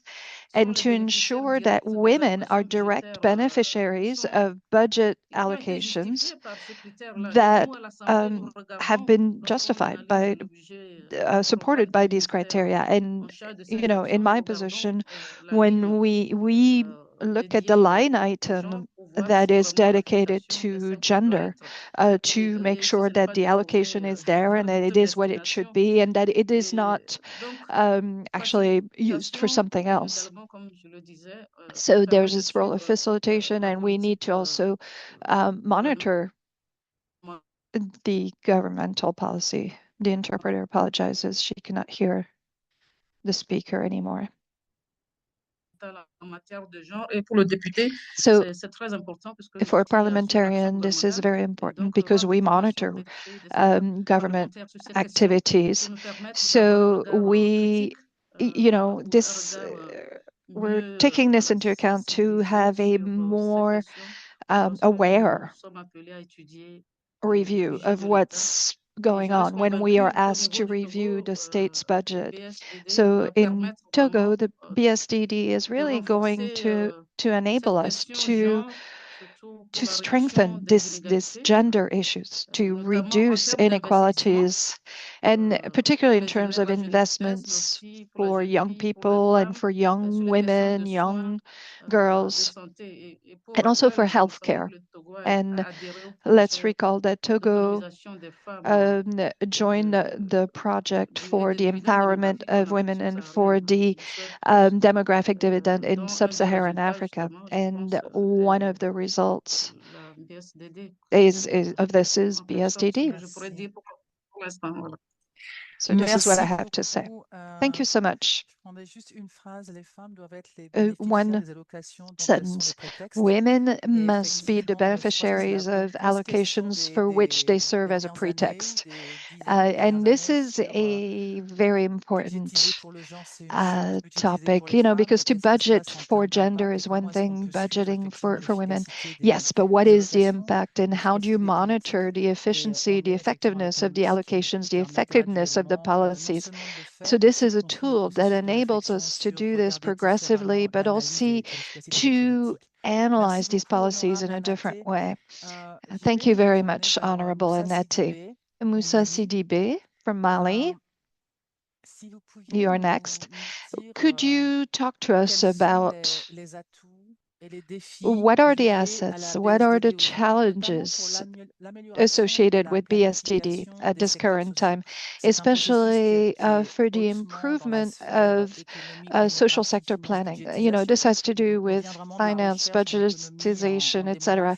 We've had research in economics, demographics, which, and then tying this to planning needs.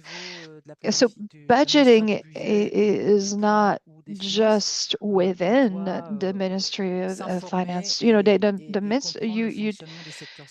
ministry must understand how the social sectors function. So for you, what are the advantages and disadvantages of the BSDD? Thank you very much, Ms. Val. Hello to everyone.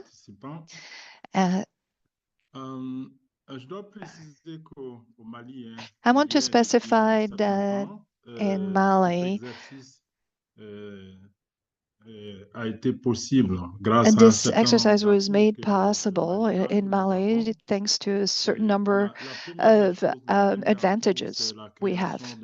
The first advantage is an observatory for the demographic dividend, and it is a sustainable observatory in Mali, and it is able to continue the study and research work in terms of the economy, specifically the analysis of budget of BSDD in order to improve budget allocations to very basic sectors and to improve health, education, etc. Our second advantage is the existence of a national multidisciplinary team that is part of a network.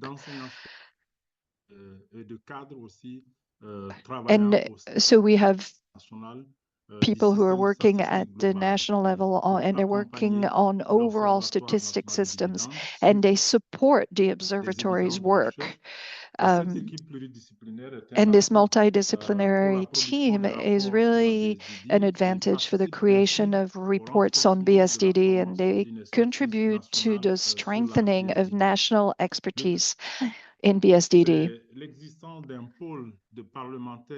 So there is also a center of, this means that we have a ministerial and parliamentary system that is well informed and that enables us to have an optimal distribution of the state's budget to achieve sustainable growth.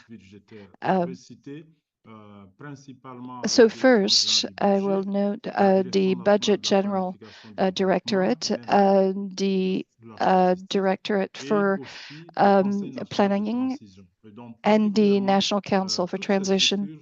So all these structures are key actors in budgeting in Mali, and they were all trained and informed about the importance of BSDD.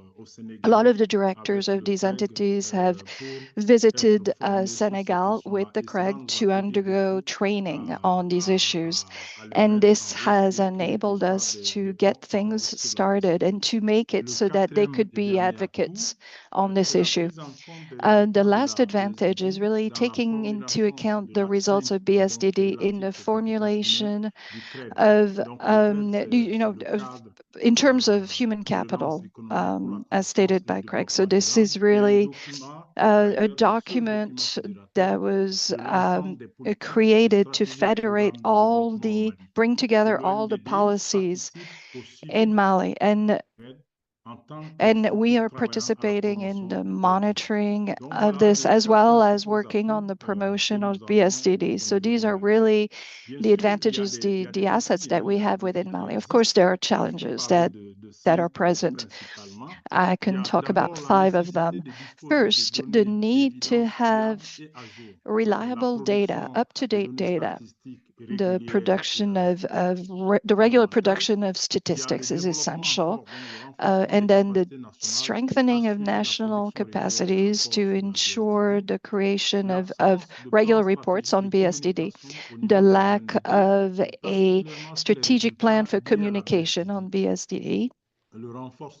The strengthening of the partnership with the research institutions, the technical partners, the financial partners, etc., to mobilize financing to sustain the research needed on BSDD, and the improvement of the security situation within the country. We know that the issue of security, especially in the states of the Sahel, means that there are elements that are detrimental to human capital, especially when we're talking about health and education. And even if we are able to maintain certain rates, the movements of the local populations, unfortunately, can sort of cancel out a lot of the efforts undertaken by the government. So this is a summary of what I wanted to say in response to your question. Thank you so much. Thank you for that very good summary. And I think it's very interesting that you talked about your assets, but also the challenges, but you also highlighted some of your assets that are helping you, having the observatory, for example, for demographic dividends that was created by law, by a decree, and this then provides a sustainable structure. And this is, in fact, very useful in giving you the favorable environment, the necessary environment you need to conduct these studies and analyses. I think it might be difficult to be able to really use the data on a regular basis, long-term basis for these analyses if you didn't have these types of structures in place. And the fact that you have a lot of stakeholders that are engaged in the process and that it's a true collaboration amongst the various government bodies, decision makers, and analysts. This is also one of the advantages, and the fact that you're working in such a collaborative manner with decision makers and analysts. I feel that this is really essential in order to bring about sustainable change. Talking now still about collaboration and participatory processes, I'd like to come back to Dr. Kobiagda from Burkina. And I'd like to ask you, because you've been doing this process for some time now, if you could talk about some of the challenges you've had in integrating these tools in your national budgeting processes. And you were saying earlier, you were talking a little bit about how this knowledge and these techniques are also impacting other people who are involved in budgeting decisions and at various levels and various spheres. Dr. Larba, can you hear me?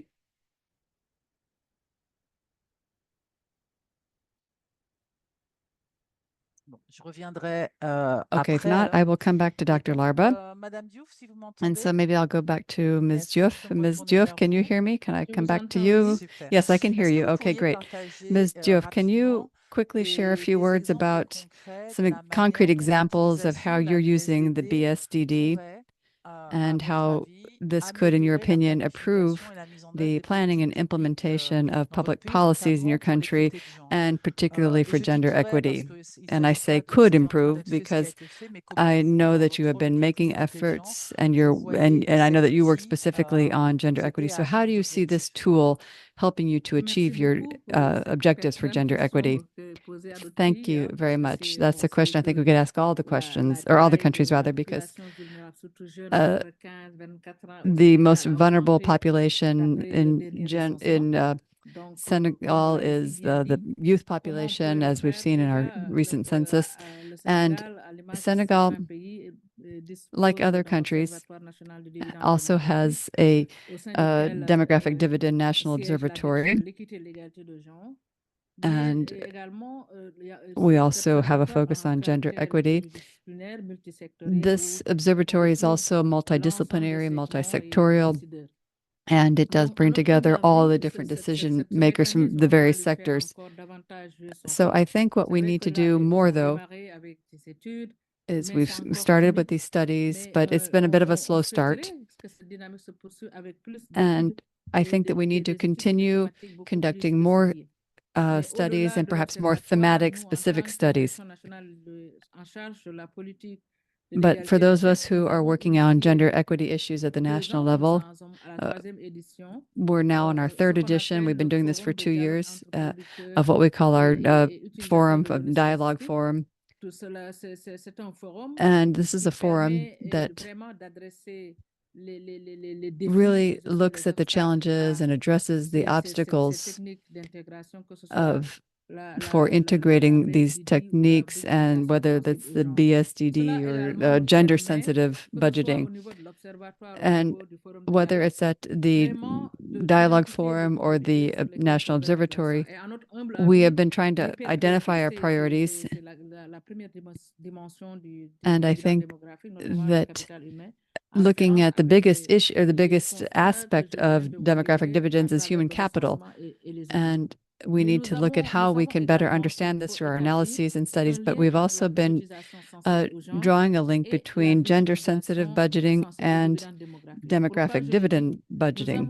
I say that because in 2016, we started initiating more gender-sensitive budgeting, and we observed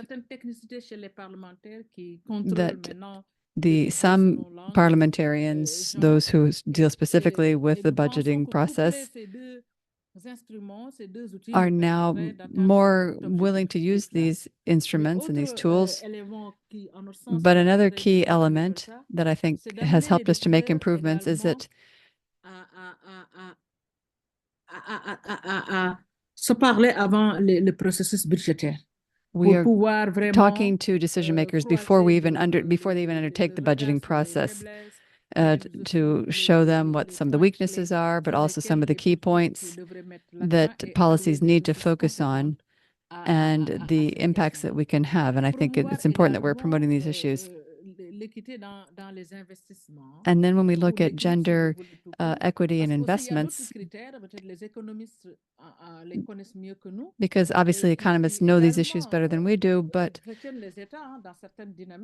we have to look at these different dynamics and some of these criteria that are related or aligned with international standards and norms.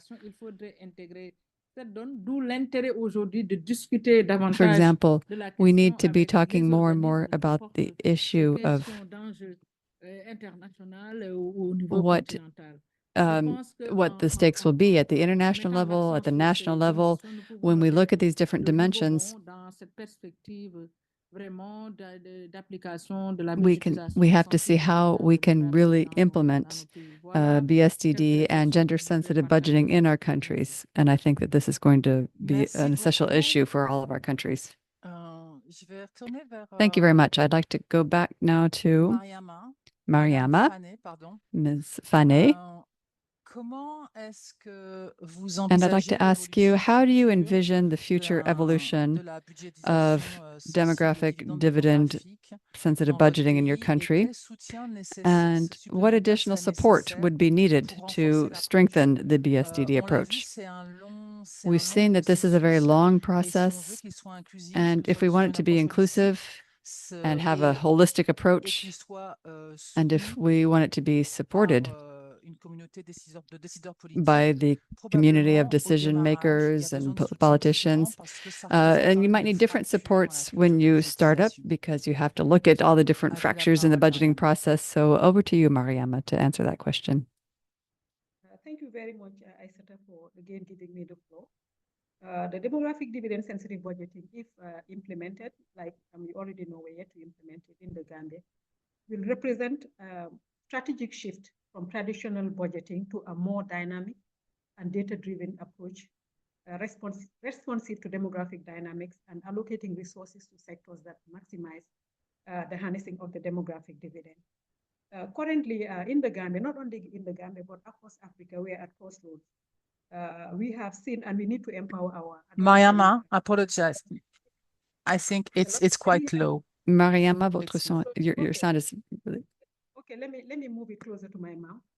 I'm saying the demographic sensitive. Can you hear me now? Yes, it's better. Yeah, better. Yeah, the DD sensitive budgeting, if implemented in the Gambia, will represent a strategic shift from traditional budgeting to a more dynamic and data-driven approach, responsive to demographic dynamics and allocating resources to sectors that maximize the demographic dividend. And that is what we want in Africa. Because if you look at Africa currently, with its very young population, all the countries stand at critical crossroads. We have seen what happened in Kenya, and we have also seen what happened in Ghana lately. And in the Gambia, anticipate a Gambia with a budgeting system, if implemented, that relies on a comprehensive analysis of its budget, utilizing demographic data to inform policies and investments anchored on proactive planning for population change to ensure that long-term benefits of the demographic dividend foster a robust and adaptable economy. When it comes to the additional support that might be needed, we know that transitioning to a demographic dividend sensitive budgeting might encounter resistance from those accustomed to traditional budgeting. We all know that change is not something easy. And every sector would see their sectoral budget as being very, very important. So if we want to overcome this challenge, it necessitates capacity building for government officials and policymakers through targeted trainings like the ones that we are currently having. The Gambia, like many other nations, also faces economic pressure due to the Russia-Ukraine war and high debt levels. And DDSB can help prioritize spending and accelerate the country's transformative agenda. To fully realize the DDSB's potential, the Gambia will require increased financial resources, technical assistance, and a robust data infrastructure. Gaining public trust is also very, very important. The public needs to be needs to be aware of the importance of this DD-sensitive budgeting. And here too, transparent communication, public awareness campaigns, and feedback mechanism will be very, very important for building support for DDSB and aligning it with citizens' needs and aspirations. By prioritizing these areas, the Gambia can effectively harness its demographic dividend, attaining sustainable development and a prosperous future through DDSB. Thank you very much for your kind attention. Merci beaucoup, Mariama. Très intéressant et ce que Thank you, j'entends, Mariama. c'est, That's voilà, very ça interesting. représente un shift, And changement as I heard you say, it represents a big change, pour, a shift pour quelque chose qui va être plus dynamique et plus for en something phase to something that's going to be more dynamic and more in line la réalité, les with the objectifs. reality of your objectives.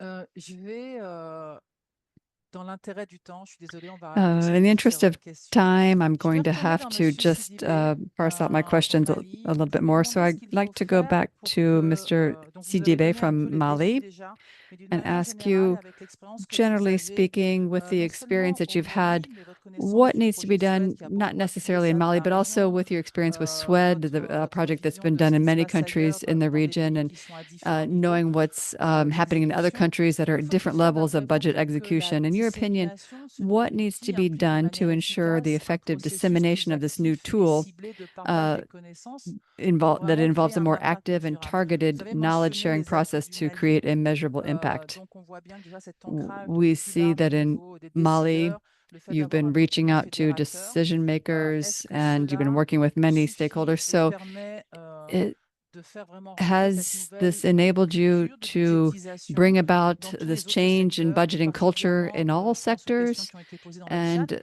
les looking at one of the les questions secteurs sociaux. in the chat, specifically looking at the social sector, Merci have you seen beaucoup, this change of Madame culture? Fall. C'est vrai qu'il y a, Thank il y you, a Ms. des Fall. atouts, mais c'est vrai Yes, qu'à eux it's true seuls, that there ça have ne been suffit pas, advantages, but naturellement. Donc, il va we have not falloir yet effectivement achieved travailler all of our davantage sur objectives, les aspects and we need to communication. still work more on En premier lieu, communication. donc, il est important de I think that renforcer first les of all, capacités de it's important communication to pour les strengthen our politiciens, communication capacities particulièrement. Et for pour the cela, decision il est makers essentiel and d'élaborer des policymakers. outils de We need communication, to be able to notamment continue des developing more spécifiques adaptés aux communication décideurs tools, such as politiques, policy briefs that mais we can aussi aux disseminate parlementaires, to afin de créer parliamentarians, un decision impact makers, mesurable.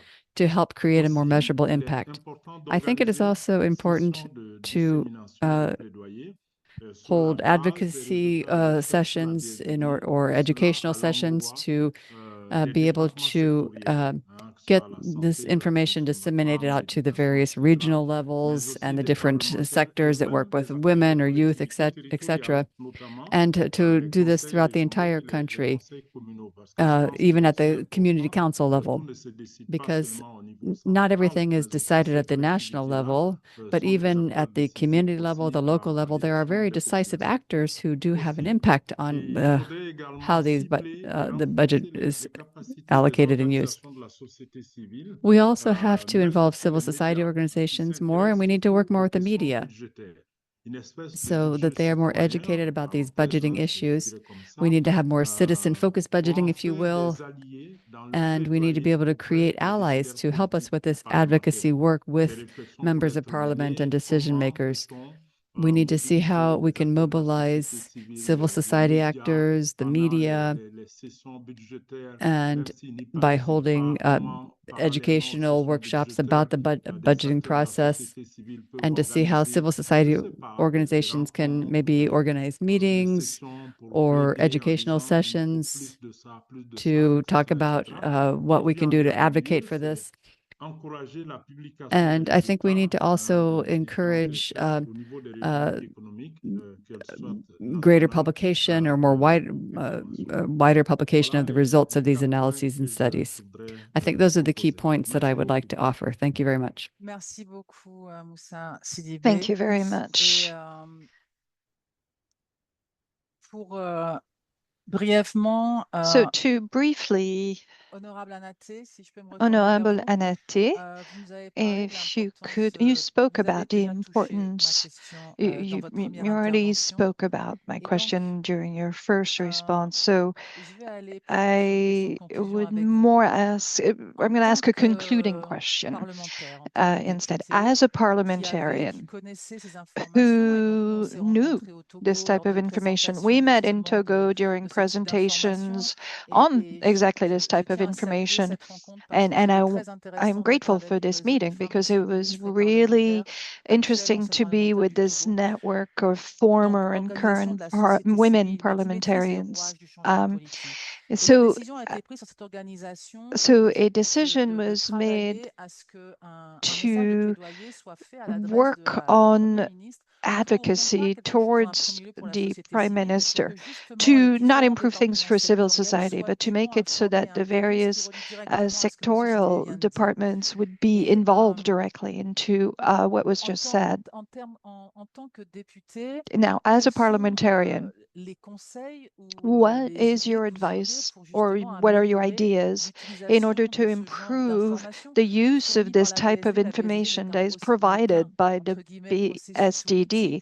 C'est Because surtout it ce is qu'elle the permet de BSDD, it's a fournir, cette process, nouvelle it's a manière de tool. regarder So qui est it's importante. really about Donc vous, its dans cette new position way de of looking décideur at qui things, n'est, these à mon tools humble that it avis, pas provides, this suffisamment information it avec, provides. avec nous dans So ce type de as a discussion, decision qu'est-ce que maker, vous and we diriez? don't have enough, I think, in this Alors, type of session, termes de what would you say? synthèse, justement, So yes, as to sum les up, données fournies essentially, par I think the data la DSDD, provided by the c'est vrai, ça BSDD contribue à améliorer contributes l'allocation budgétaire à la to hauteur des enjeux improving budget de allocations développement pour le pays. Mais nous to savons que meet le document the élaboré par development l'exécutif challenges intègre in the country. But vote we du know that Parlement the qui est appelé à adopter les lois et the aussi budget is peut developed élaborer on the des executive propositions de loi. side, and Et then donc, the disposer de ces parliament is données pour le called upon parlementaire, c'est to fondamental pour pouvoir approve it. voter So des it is lois qui really soient having this data appropriées, for the qui tiennent compte parliamentarians in order to vote des enjeux et des on besoins laws that des are populations. appropriate to meet the Et needs of the j'avais voulu populations. This is revenir sur essential. la question donc, du And travail I wanted to come domestique back to avec this la question DSDD, of qui, à national mon work avis, donne la on possibilité BSDD. I vraiment think, this de really capter provides the le opportunity travail domestique pour toute la population, hommes et femmes, mais to également really seize surtout pour les upon femmes, all this où nous savons que to notre find économie elle est en capture grande partie this work informelle et dans at the national ce level, and processus especially for informel, women.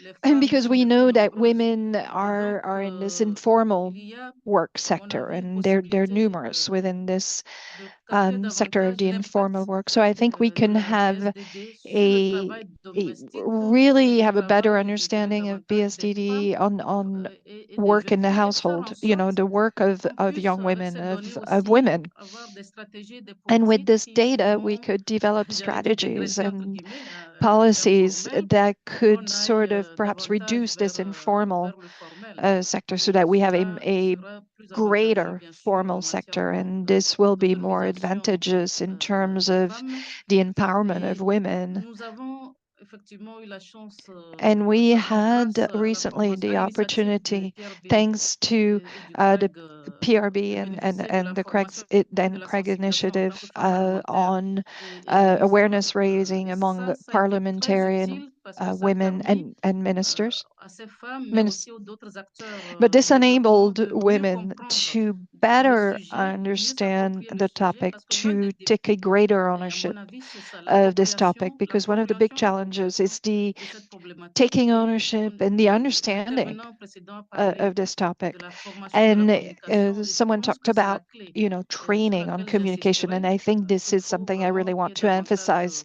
We must have de sensibilisation, y compris more même au niveau awareness parlementaire. raising, Et including donc, at the c'est le souhait, c'est parliamentarian que level. soit le PRB et le CREG So I continuent would ce travail, ask PRB mais and qu'on CREG to arrive aussi à faire en continue sorte que this work, but I les think we institutions de also l'État, les need to ministères make en it charge so de ces that the questions state puissent institutions partager in charge of l'information. these Moi, j'ai issues commencé à réfléchir sur cette question share this information.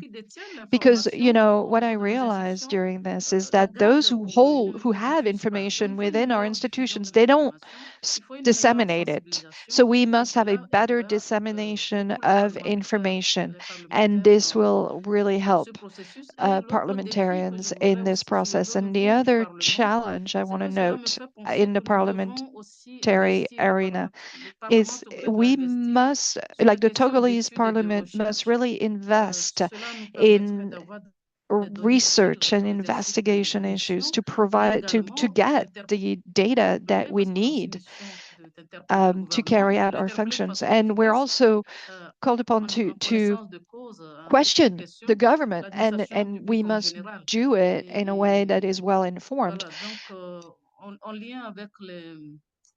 And so, you know, and of course, in connection with gender and demographic policies and for the development. You know, we talk here about the government's roadmap, and if a parliamentarian is well trained, is well aware of the topics, this really helps. So we have a commission that is responsible for these social issues, and so we must make it so that this commission is better trained and better informed. So there are a lot of challenges, but we can't, you know, save money on communication, etc. It's really essential to have this.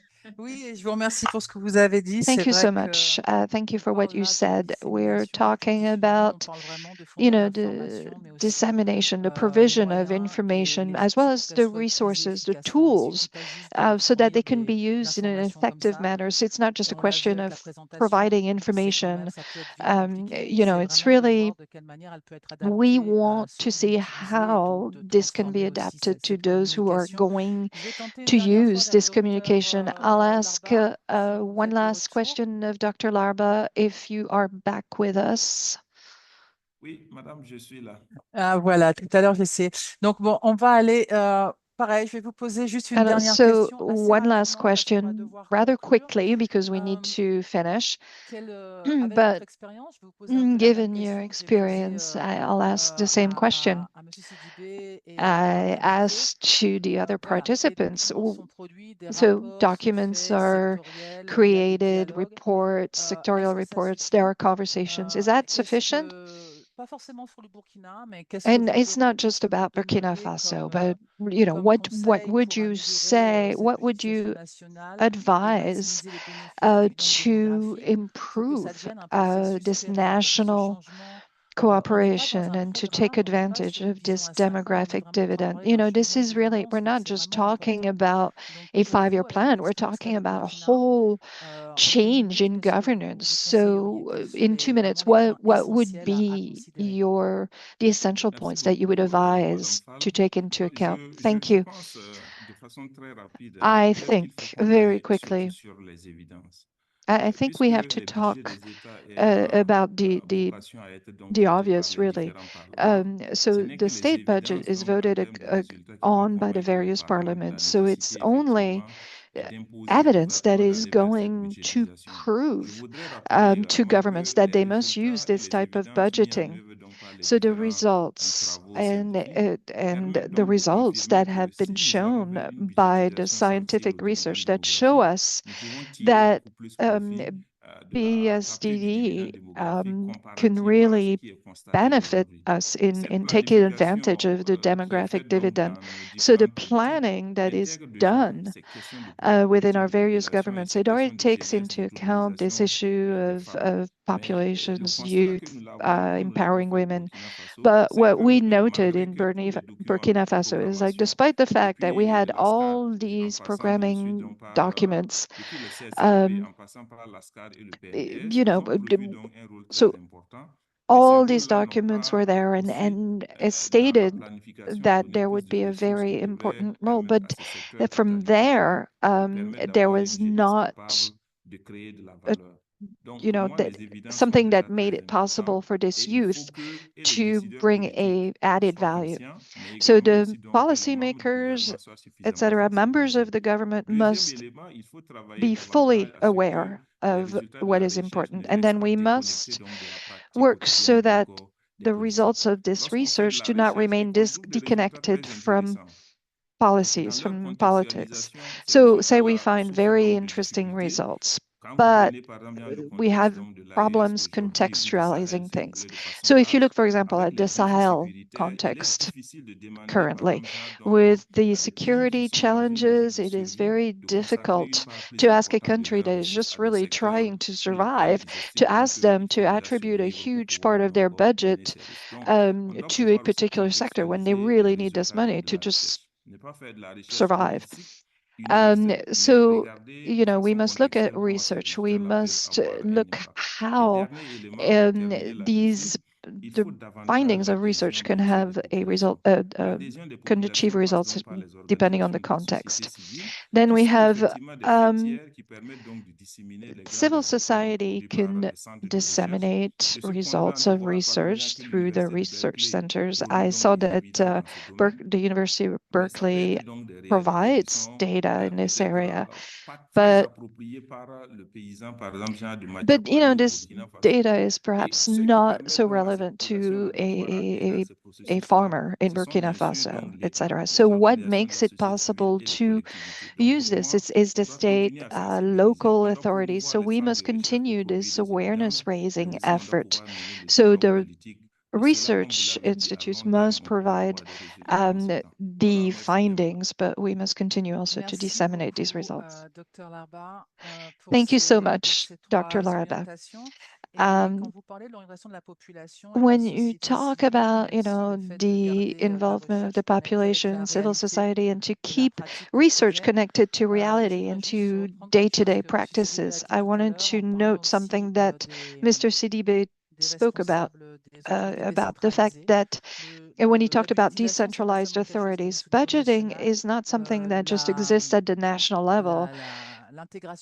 The integration of, the gender dimension and demographic change, it's not just a theoretical thing. It's something that happens in real life. So having an approach that informs reality but takes context into account, and to have, an understanding from the population so that they don't necessarily understand the technical aspects, but how this can be useful. So having a dialogue at a decentralized level in every space where you can have a budget discussion where citizens can talk to those who are elected. This is a very beginning. BSDD, it's not an end product. This is a continuing process under many, and there will be other dimensions that will be refined. But this provides us a very solid base to start talking about how our economies operate in terms of money, the flow of money, and in terms of time. So when you can illustrate the links between, this way of thinking and the budgetization, etc., so we need to understand how research can have an impact at the various levels of decision making. So we hope to be able to continue what we just started and with you in other countries. To conclude, and thank you for having remained so late with us. Now I'm going to give the floor to Professor Dramani. You started over 10 years ago an adventure that has created tools that are used in many countries. BSDD is a performance indicator for countries that are taking part in the SWED project. So you're a researcher, but you regularly talk to decision makers. So this process was a collaboration that was undertaken in a holistic manner to meet the needs of decision makers, policy makers, to answer their questions. So very briefly, could you tell me what is the risk in terms of future development that doesn't doesn't take into account demographics and gender. And how do we speed this up? You know, demographic transition, the demographic dividend, we talked about it 20 years ago, but now the windows are opening up. We need to speed up. We need to accelerate this work. Thank you. Yes, thank you, Assiata, and thank you to all the panelists. Dr. Larba, Dr. Monsieur Sidibé, Larba, Mr. Sidibé, Prof. Anate, Professor Madame Anate, Astou. Ms. Astou, Donc, je pense que, en tout cas, Ms. Fane, thank you Madame Fane de la Gambie, to, je l'avais oublié. and, Merci oh, I almost beaucoup forgot et Ms. à Fane tous from ceux qui sont Gambia, but restés thank you to jusque-là. all of our panelists and to everybody who has stayed Pour online nous, till now. quand on commençait ce travail, bon, When c'est we un started long this chemin. work, it has been, it has been a long process.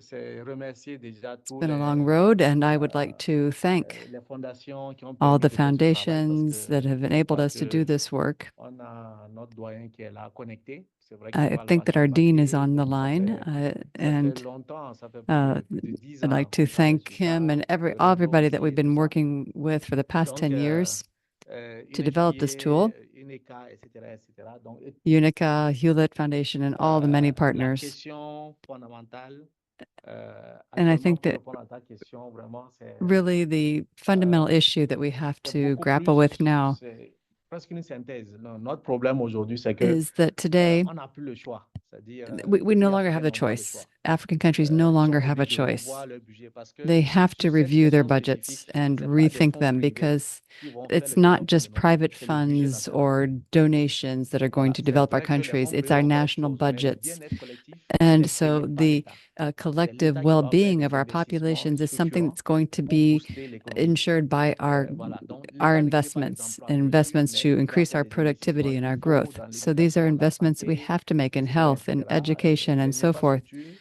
pour and permettre vraiment infrastructure à l'économie de prendre, in pour order créer to l'employabilité, comme on enable dit, donc our créer les conditions economies to initiales. create the C'est jobs ça that notre we problème need and to be able aujourd'hui. to Donc, la question du budget, elle est spur growth. fondamentale. So Si this on rate ça, issue is que, fundamental. If we don't il y a quelque chose take this into account, qu'on ne sait pas faire, qui dans l'histoire de l'économie if we look des at siècles, the history of c'est economics over the past centuries, aucun continent n'a jamais réussi à le faire. C'est-à-dire, if on règle d'abord les problèmes de pauvreté. we cannot Après, on resolve règle les issues of conditions poverty. You Et cannot si on ne fait que resolve problème, c'est que issues si on of fait an pas aging attention, population si unless on you rate take compte these de la fenêtre du dividende issues into account. d'utiliser le potentiel. You Et la have to fenêtre, be c'est able to que on use va vieillir pauvre. these Et ça, windows of personne ne sait le opportunity. faire. C'est-à-dire vieillir pauvre, c'est la catastrophe pour tout le monde. And when you have an Et c'est ça le aging, poor schéma, en fait, population, that's a catastrophe for le anybody. tableau. C'est-à-dire, si on rate So you have notre to fenêtre, c'est-à-dire que l'avenir est sombre pour tout le monde. Parce que use these windows of opportunity that are opening for on ne peut même everybody pas l'imaginer. because Mais you on se dit, bon, can't just ce qui est la meilleure chose pour nous tous. think about this and without realizing that the best thing for all of us, for our decision makers and our continents, our countries, is to invest in our youth and to be able to really capture all the dividends from this youth, this energy, and their productivity. This is something that's going to be beneficial for everybody, for future generations. And as part of this work, what we observe, and Dr. Larba talked about this and others, is that the research is not always easy because we work a lot. We spend a lot of time to obtain these results. But sometimes our politicians or decision makers don't have the time to sit down and discuss this with researchers. So what we really need to do is to make sure that people understand that research is extremely important and it's going to play a crucial role in decision making in our countries. And that we also need to be able to duplicate these successes. When we see their successes, we need to achieve a critical mass. We need to be able to have a critical mass of people who are dedicated to working on these issues. And we have to create centers of excellence rather, where we can train people to continue this research and where we can also continue implementing good best practices and monitor what we're doing. We need to control or monitor the quality of data that we're obtaining, and we have to really look at the fact that our continent is one of the youngest right now, and other countries, other continents are not facing this issue. Asia, Europe, they have a more aging population. They're not dealing with this issue. They have an aging population, not a youthful population. So we need to look at how we can apply best practices and continue this work. Thank you very much. And back to you, Ms. Fall. Thank you very much, Professor Lamani.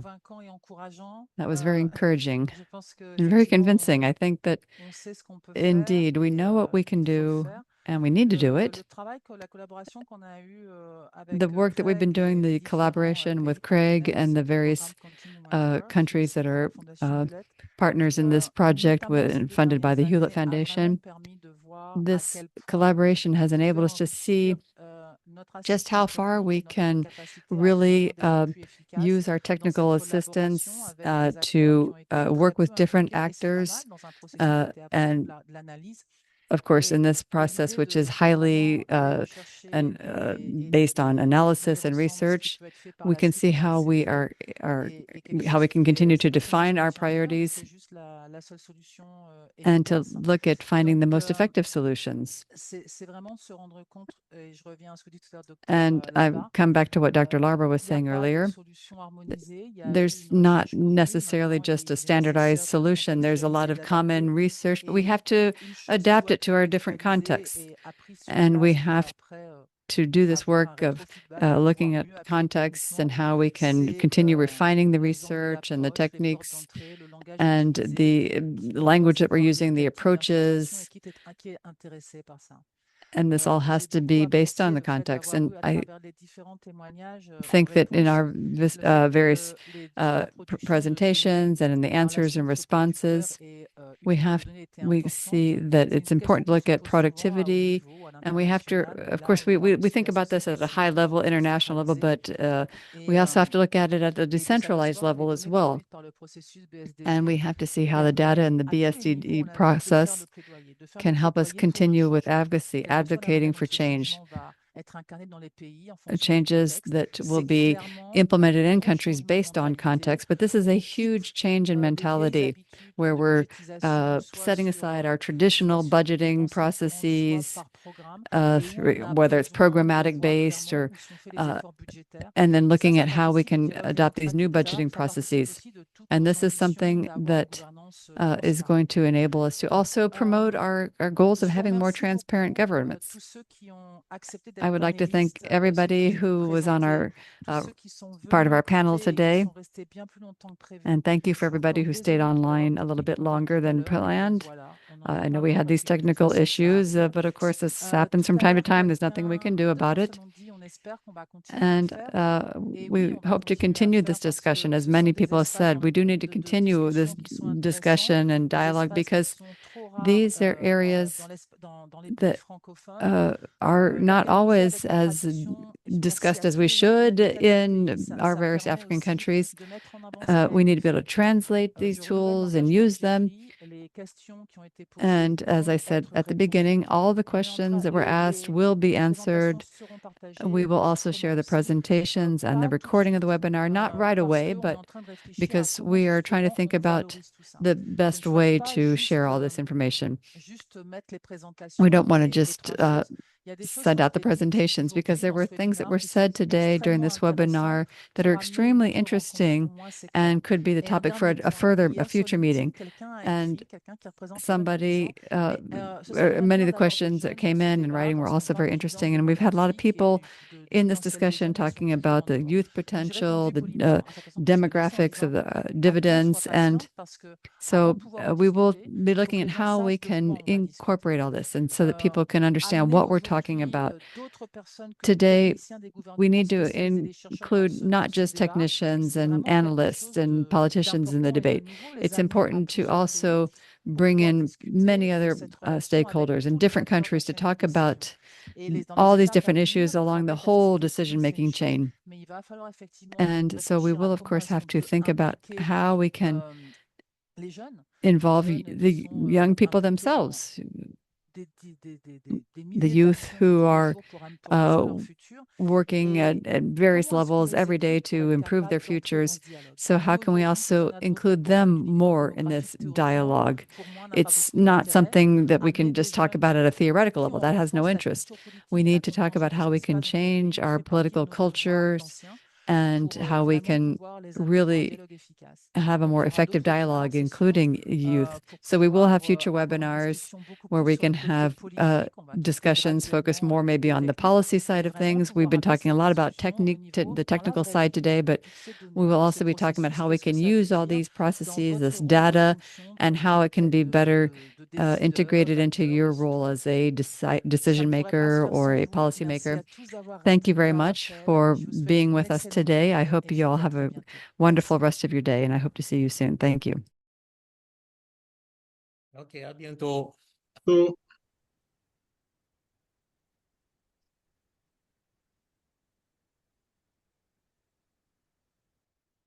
Thank you, Prof. and Aissata, for the opportunity.